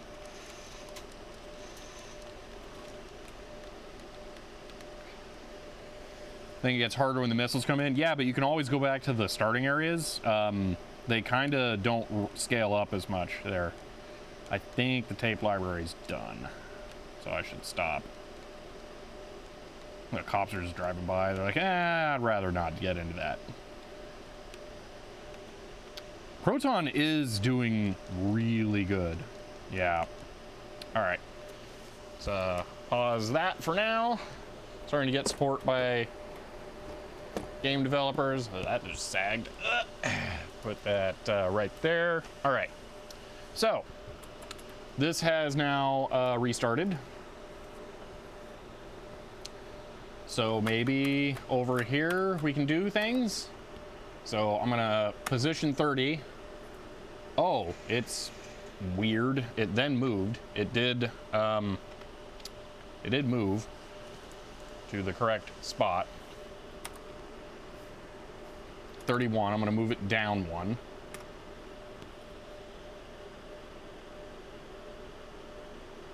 Okay, good. Oh wait, it didn't do 30 correctly. It went to spot 1 there. Let's try 30 again. Maybe you can't read the tape label. Well, no, it should still move there. Okay, that worked. Okay, we're gonna load into drive 1. We're gonna load 31 into drive 1.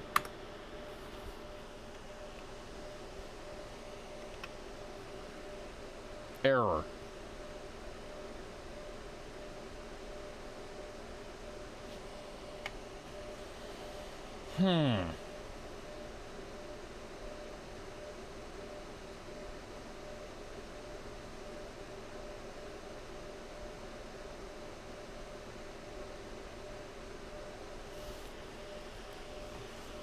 Sure it's drive 1? Well, it should be drive 0 for the LTO 4 drive, and that errors out too.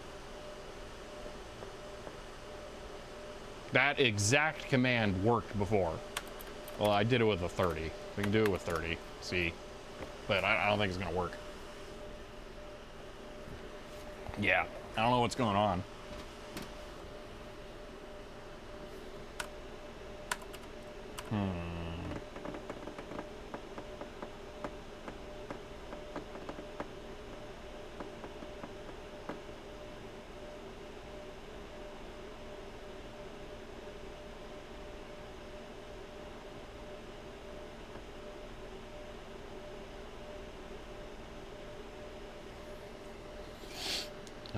I can try and rescan. I don't think it's gonna work. It's never worked. LSSCI, okay. Dash C. Why do we have 2 fiber channel cards?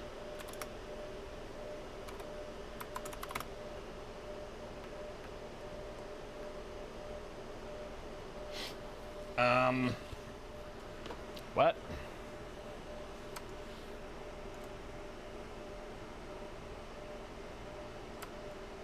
Two ports. Oh, that makes sense. Okay, realizing I was cut off slightly over there, so that's corrected now. Sorry, stepped away. Yeah, no problem. 2 ports. Okay, so let's rescan 4, I guess.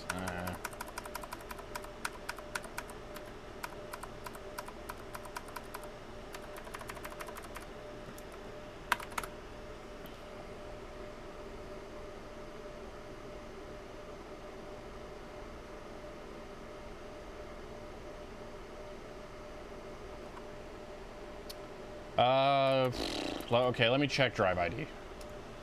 Let me make sure that's set sensibly.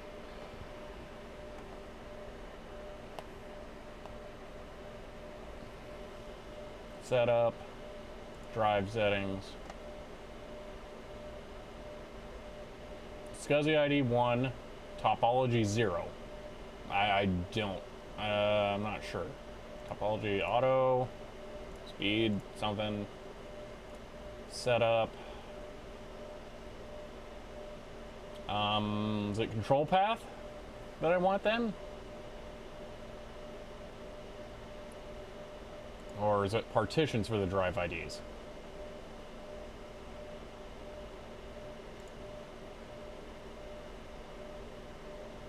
Oh, on the server, does MTX status list the drives? I tried to move it to drive 0. I did drive 0 right there.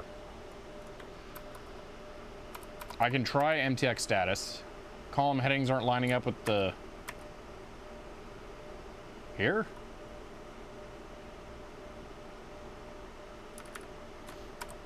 All MTX status. See if that does anything.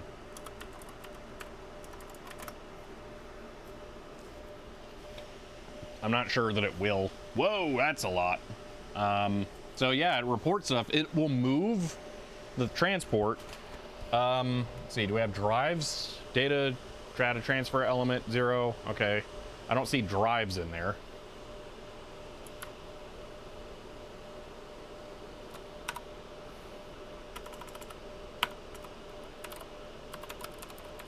Just for giggles, have an inventory. Well, that did nothing. Status. It also says 2 drives at the top. It does say 2 drives. LS, SCI.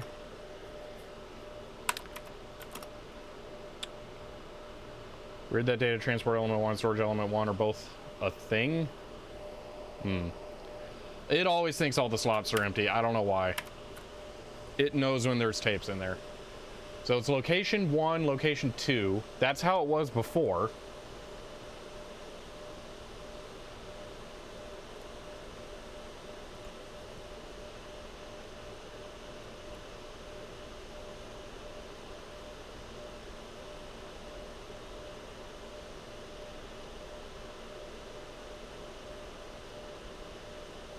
Two, 1. Can you still move position 30 to another position instead of loading? Yes, I can move to position 30. So MTX position 30. Well, it's at position 30, so I will set it to position 15, which I think is going to be somewhere over here. Is there an inventory and operations menu? I can try that. So yeah, that is lining up with what I would have expected. Media, move. No, not put head of a position. Move a tape from one position. Oh, you want transports? I think we can do that. We can try. Transfer, was it? I don't know. Man, MTX. Hold on, man. MTX. Status, load. Position. There was, something. Or was it? I think it was transfer.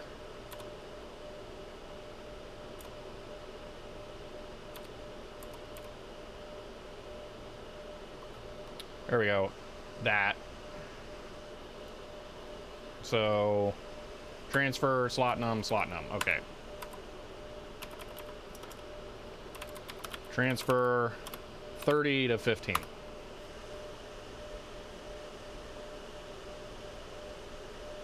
I'm not sure that we ever actually successfully ran this, so I'm less sure about this.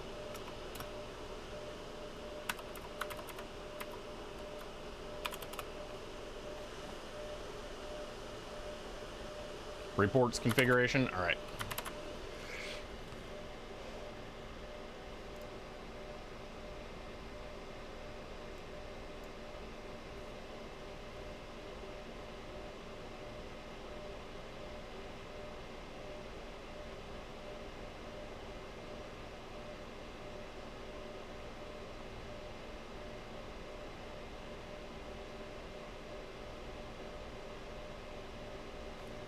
See, it says no label there. It has the barcode there, and then no tape. To me, it looks like tape library doesn't think it has any tapes in it to load. Well, here the tape library shows it can read the tape label. Like,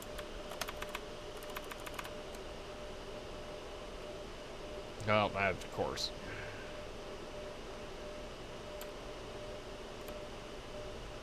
There's the barcode. It's reading the barcode.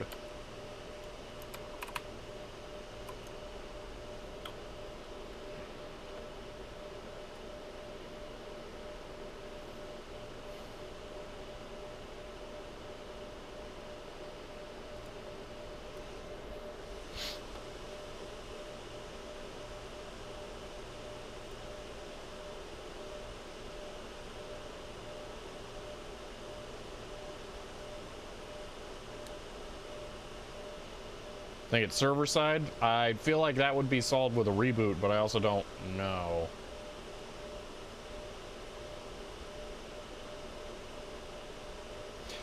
No. Dogface, what he was talking about was MTX status. MTX does not work fully correctly, I think.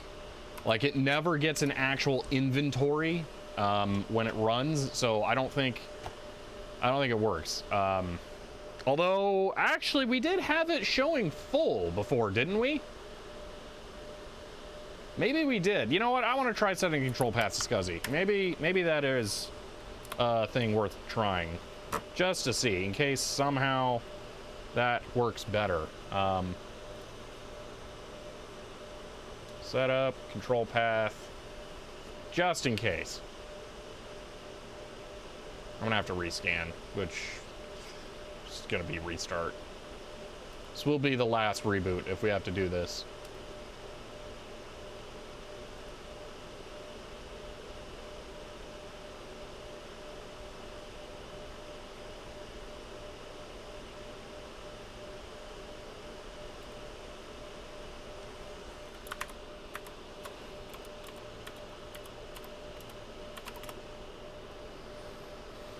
Okay, that's still showing up through there, so I will rescan fiber channel.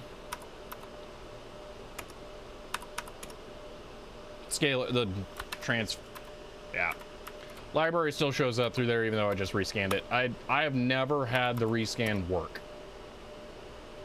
ever, under any circumstances. Like plugging hard drives into a SATA controller, getting the tape drive to show up, plugging in live, yeah. So I'm gonna reboot the server. You have loader info. I don't know what that is. Loader info. It's referencing the MTX page. I do. Dash F dev SCH 0. This won't work now.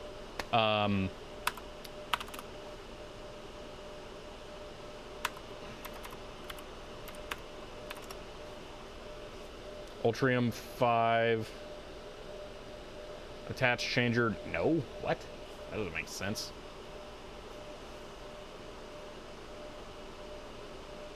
Yeah, I think we're going to restart. Hopefully it shows up on the SCSI bus.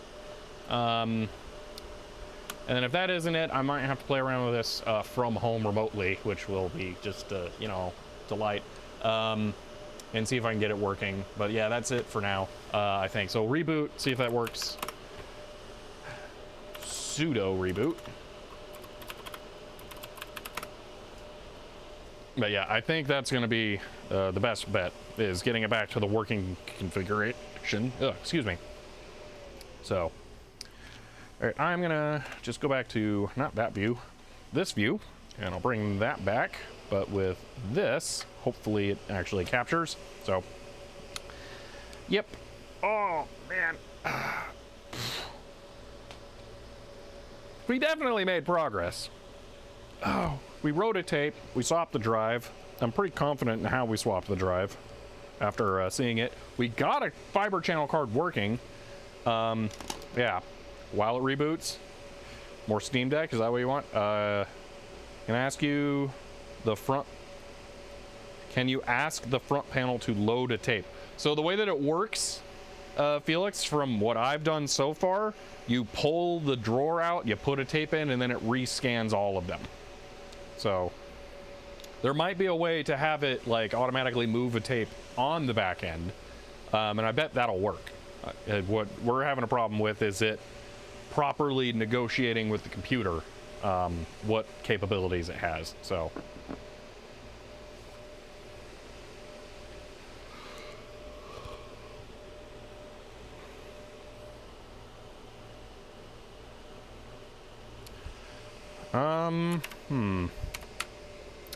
tools, our operations media, move.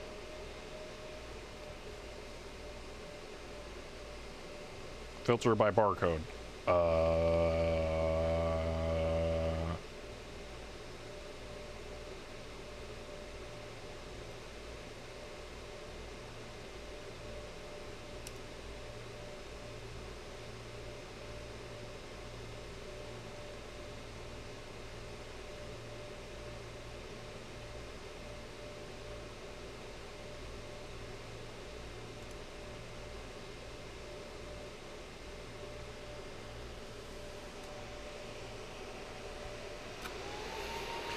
Changer, barcode. Oh, you can click it for the barcode too. Oh, that's way easier.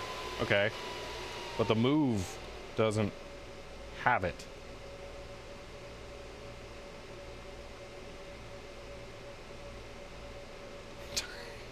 MTX is not very fresh, Dogface, that's for sure. Very, very for sure. Are byte breaks disabled for now? It says they're unavailable. Oh, I did not realize they were disabled. They were probably disabled while we were doing the CM153 stuff. So I'm going to say leave it disabled for now because I really don't want to do one right now, right at the end of the stream. So, but we'll try to get those re-enabled for the next stream. So, why can't I access this? Operations, manually loaded tapes under drive. Yeah, operations, drives. It should be, yeah, but I want to just move a tape.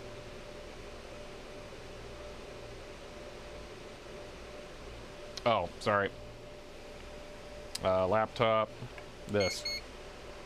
So it's media, move tapes, no tapes. There's none for some reason. And this does show in the report that it's there.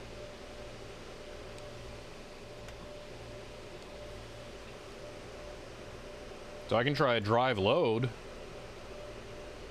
Did you import them? I did not. Do I do like media import? This is so weird. Oh, wait. You mean like that? Oh, you know what? It might be real cranky pants about that. I'm just gonna pull the thing out, plug it back in, and have it recheck everything. I have not opened that door the whole day, I think. So...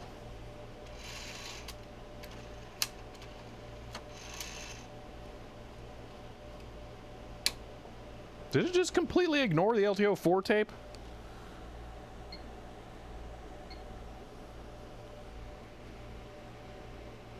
Or did it only pull on that one because it read a barcode?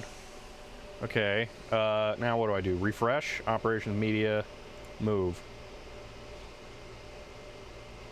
We got one. It's not the LTO 4 tape. We got a bunch of junk over there now, finally. Why does that? Oh, is it because there's a tape? But it didn't find the LTO 4 one, though. No label. Reports.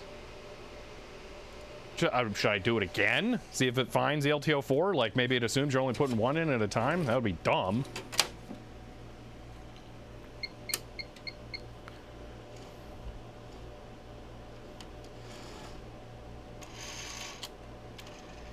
Okay, pulled on the 3, went down 1, and then just says it's not done. What? It's not. It's like it's ignoring the 4.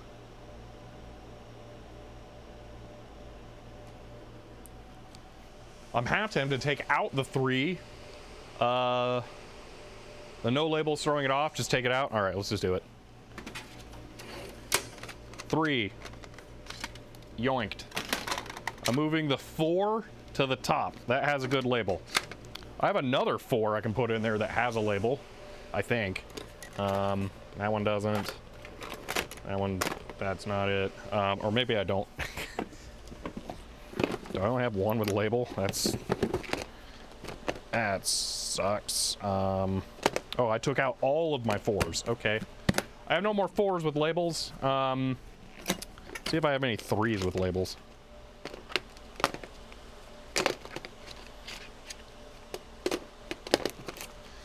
Looks like probably not. All right. Okay, so I only have the one that has like a official label, maybe. What do you want, eBay? Leave me alone. All right. Oh yeah, I gotta be at the front. Hold on.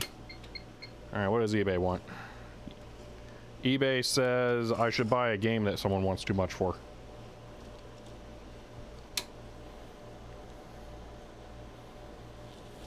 Tapes. Okay, it might have just worked.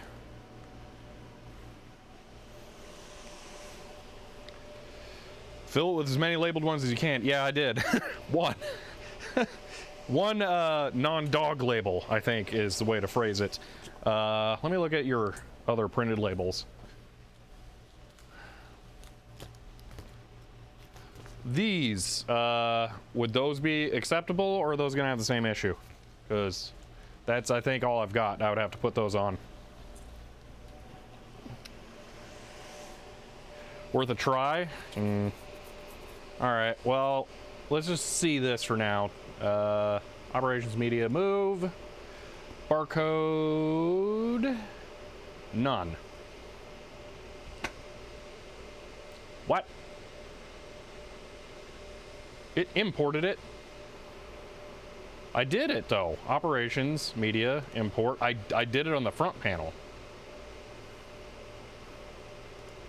Okay, or just ignored me, I guess. Fine. Maybe the stupid, you know what? Maybe the touch panel accidentally reported it as survey. Oh, it just moved it. What? Why? Gross. All right. Well, it put it in 1, I guess. All right. Okay, so let's reconnect. This is like really heavily nannied. I wasn't expecting that. All right, MTX. We're gonna load. We're just gonna straight up try load from position 1 to drive 1. Actually, let's run inventory. That doesn't work. I apologize for all this. Yeah, no, that's fine. I just wasn't expecting it to be quite so much. Okay, status. Now reboot again to get back to FC. We are not doing that. Oh, no, you're right. Oh, LS, SCSI. It shows up, so let's just deal with it. Status. Give it a moment. This might be way slower than Fiber Channel. Did you complete the circuit card project? 1010? I think I did. Hey, full with a volume thing. Ooh, that's new. Okay.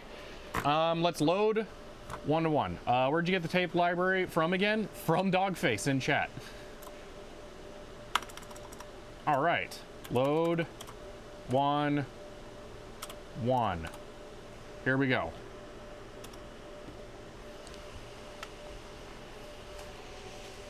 Actually, we're doing this.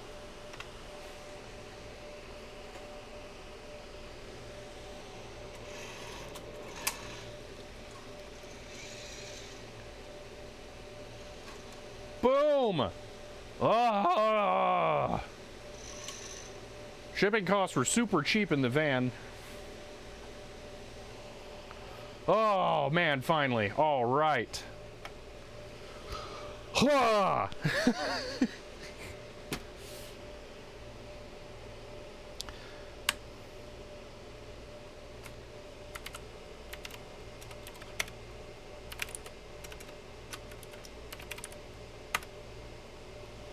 What's the capacity of this thing when fully loaded with tapes? It depends on what tapes you have in there.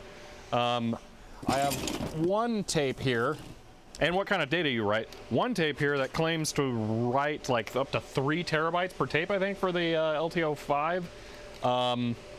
So yeah, it's kind of a... Oh, wait, that has a label. That probably would have worked. Oh, whoops. Well, I'll put that in there.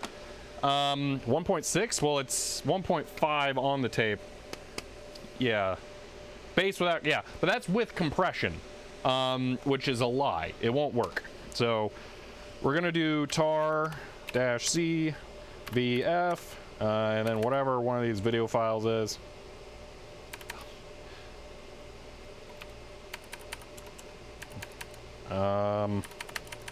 What? Cancel. ls. There's tons of video files. tar-c vf 2022. Why? Just pick one.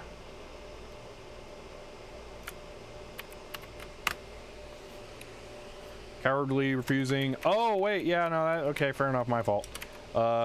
Dev. S. Wait, hold on. Which one was the... 5 is ST0. And we're going to do NST0. Boom.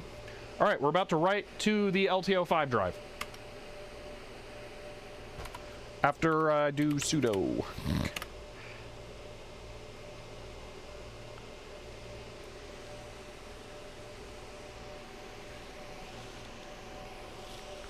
Oh, there's some blink blinks going on in the transceiver.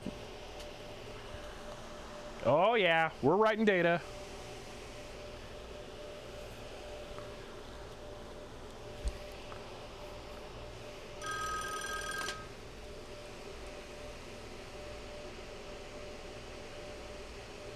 Why? Oh, yes. Yeah. I thought this has like a user group on it. I thought Ubuntu serial group.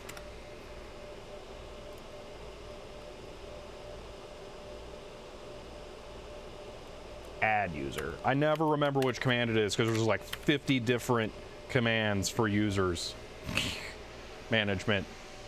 All right, I'm gonna let that run. We determined it should take 1 minute to write a tape. at LTO 4 speeds. I wish I'd put the LTO 5 drive in there now. Hey, wait, I could probably put it in there literally right now, couldn't I? Like, it's busy doing its thing, but it can multitask. Let's do it. So, for those of you who, I was going to say haven't seen it, you wouldn't be able to see it if I don't come over here and push this button. Oh, look, it's asking me to import it still. That's why. I'm an idiot. All right. Pulling out the thing. Boop. I'm taking the tape. I'm putting it in here. All right. I'm shutting the door. It's going to do a dealy bob. Robot's coming over. It's checking some stuff out. Feels no tape in the top slot.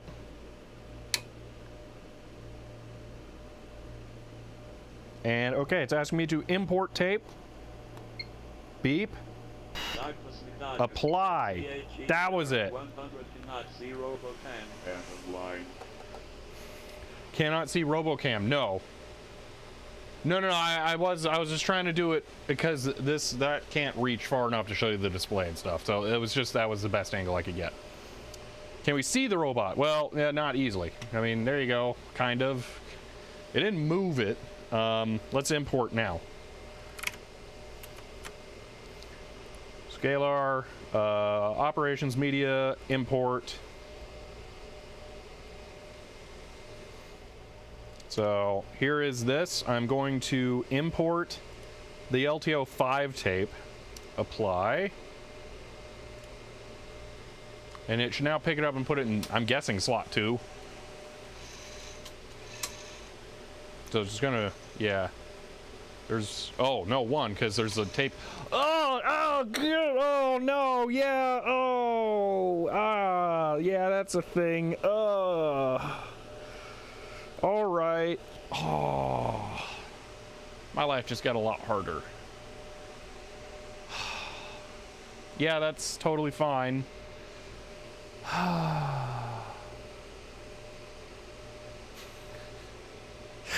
Benjenko Tech has it. Oh, gross. Yeah. So.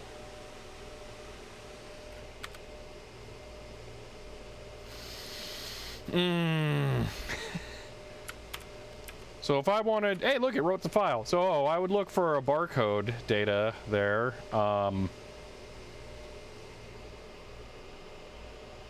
Bacula. Oh, hold on. I'm interested. What's Bacula? Bacula tape. Free tape library backup solution. Hello. I like it. This just goes to some dude's blog. Or Veeam. Yeah, I'll be looking into some stuff like this. It's just got to be Linux, and I don't want to pay $1,000 for it. So, yeah, I'll look into something like that. All right, we did it. We put the LTO 5 drive in there and wrote a file to it. I mean, that took 4 hours. That should not have taken that long, but we did it. Just, brah. I had a feeling that the whole fiber channel thing could be more of a headache than I anticipated. It was way more than I anticipated, but yeah. You need to try LTFS now that you have LTO 5? I do fully have LTO 5 in, yeah. Can you read from it now? I definitely could read from it. You know what? You want to try that? Hold on. Let's do this. All right, CD. Actually, I don't remember how to read from tape. That's a lot more complicated. Restore. Tar. Okay. Oh, is it that easy? All right. Wait.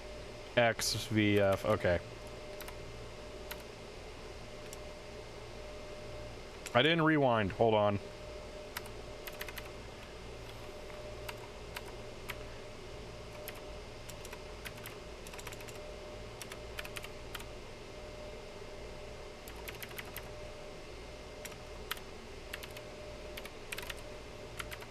You have to actually rewind, or else it'll look for the file block and then it won't be there. So we do have to rewind the tape. And I specifically used NST because I didn't want it to rewind that time, but now I do want it to rewind.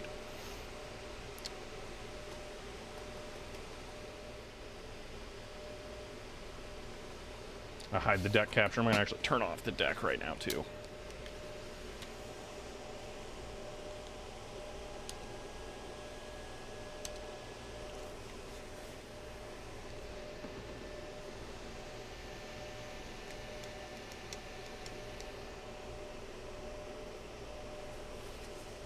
Oh, sounds like it's done.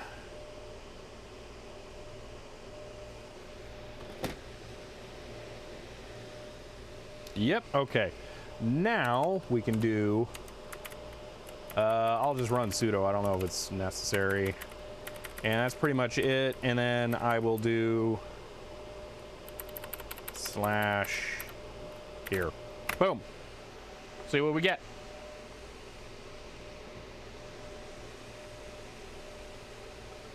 Yeah, I know, Manjeko Tag. I just, every single time you tell me it is currently in the middle of a tape thing and then I can't do it. You know what? Let's do it up here.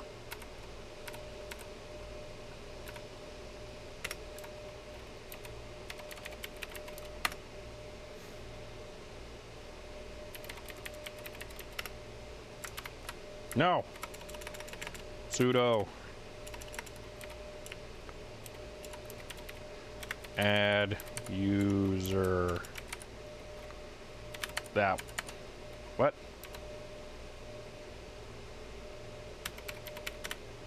Tape.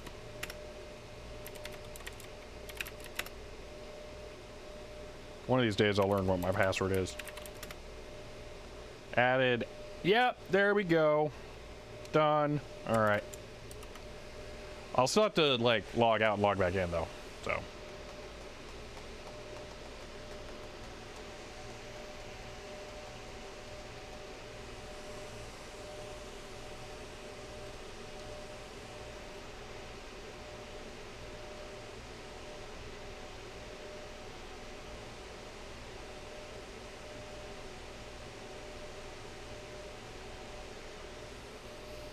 No need to log in, just, wait, really? New group? Seriously? I think I'll have it here. Okay, I'm in tape there already. I'm gonna run new group there. Is drive making drive noises? Yeah, it's just really hard to hear over the fan. And actually the LTO 5 drive sounds way better than the other one. Let's see if it's blinking. It's blinking. Pretty sure it's doing work.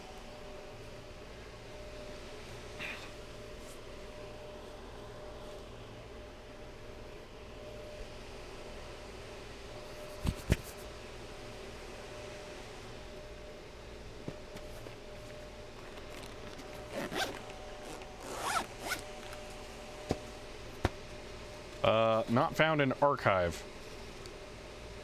Oh, I think I know what happened.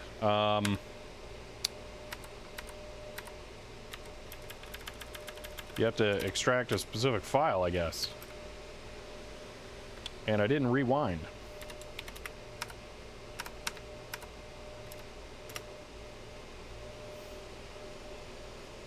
Yeah, I see Manjeko Tech, yep. I was just trying to extract, I thought that was the output. So that was my bad.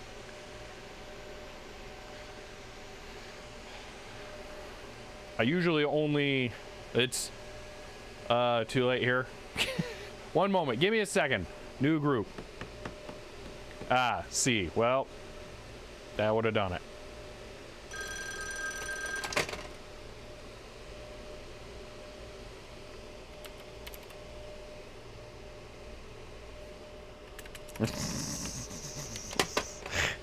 All right, groups. Okay, not in there. New GRP. Groups. No! I did reboot! How did that happen? Oh my gosh! How was that in the command history? Seriously? We're done. We're done. I'm not waiting for this whole thing to reboot. we're past the stream time. It works. I'm satisfied with it. If we can write, we can read. Okay.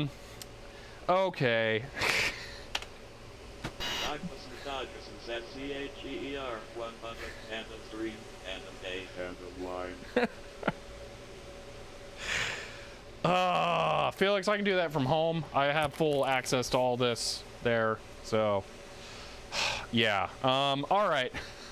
Thank you all for checking this out. We actually did it. We got everything working. We had 0 time to get to the drive array. I don't know what our next stream is going to be because, yeah, there's stuff going on. Probably going to do a video on the deck talk this week. I think I'm feeling that. It's pretty cool. It's done. It's working. I just need to like showcase how I'm doing this. Check it out. Maybe try and use it with an older PC. I have no idea what software I could get that could actually utilize it. That's like a whole thing I'd probably have to look into. But yeah, this is cool enough as it is. So that might be a good video there. So, Archival Friday. You know what we might do? I want to try and do that. Yeah, maybe. Yeah, because we're not going to have PCBs or anything. We're not going to be ready to build the card. But it looks like the design is finalized, other than some little fixes for things there. Not sure if you heard this, but you might want to use a command called screen. Put stuff in its own shell. Yo, I'm very familiar with that WinFixer 98. I tend to use BYOBU instead. It works fairly similarly. Daft Punkle, hi, what's with the brief phone calls? First off, Daft Punkle, hello, since your first time chatting. There is a point reward where you can use the phone. You, as a viewer, can call this phone. And it will read your text to me through the phone. That's what that's for. So, yeah, and I actually have a video about that on my YouTube channel. So, but I think that is it. We got everything working well enough here. I still am not at the point, though, where I can put all this hardware in the rack. That was why I needed the SAS enclosures. That's right. Yeah, no problem, Daft Punkle. Maybe we will be doing that Friday, because I really want to get all this hardware.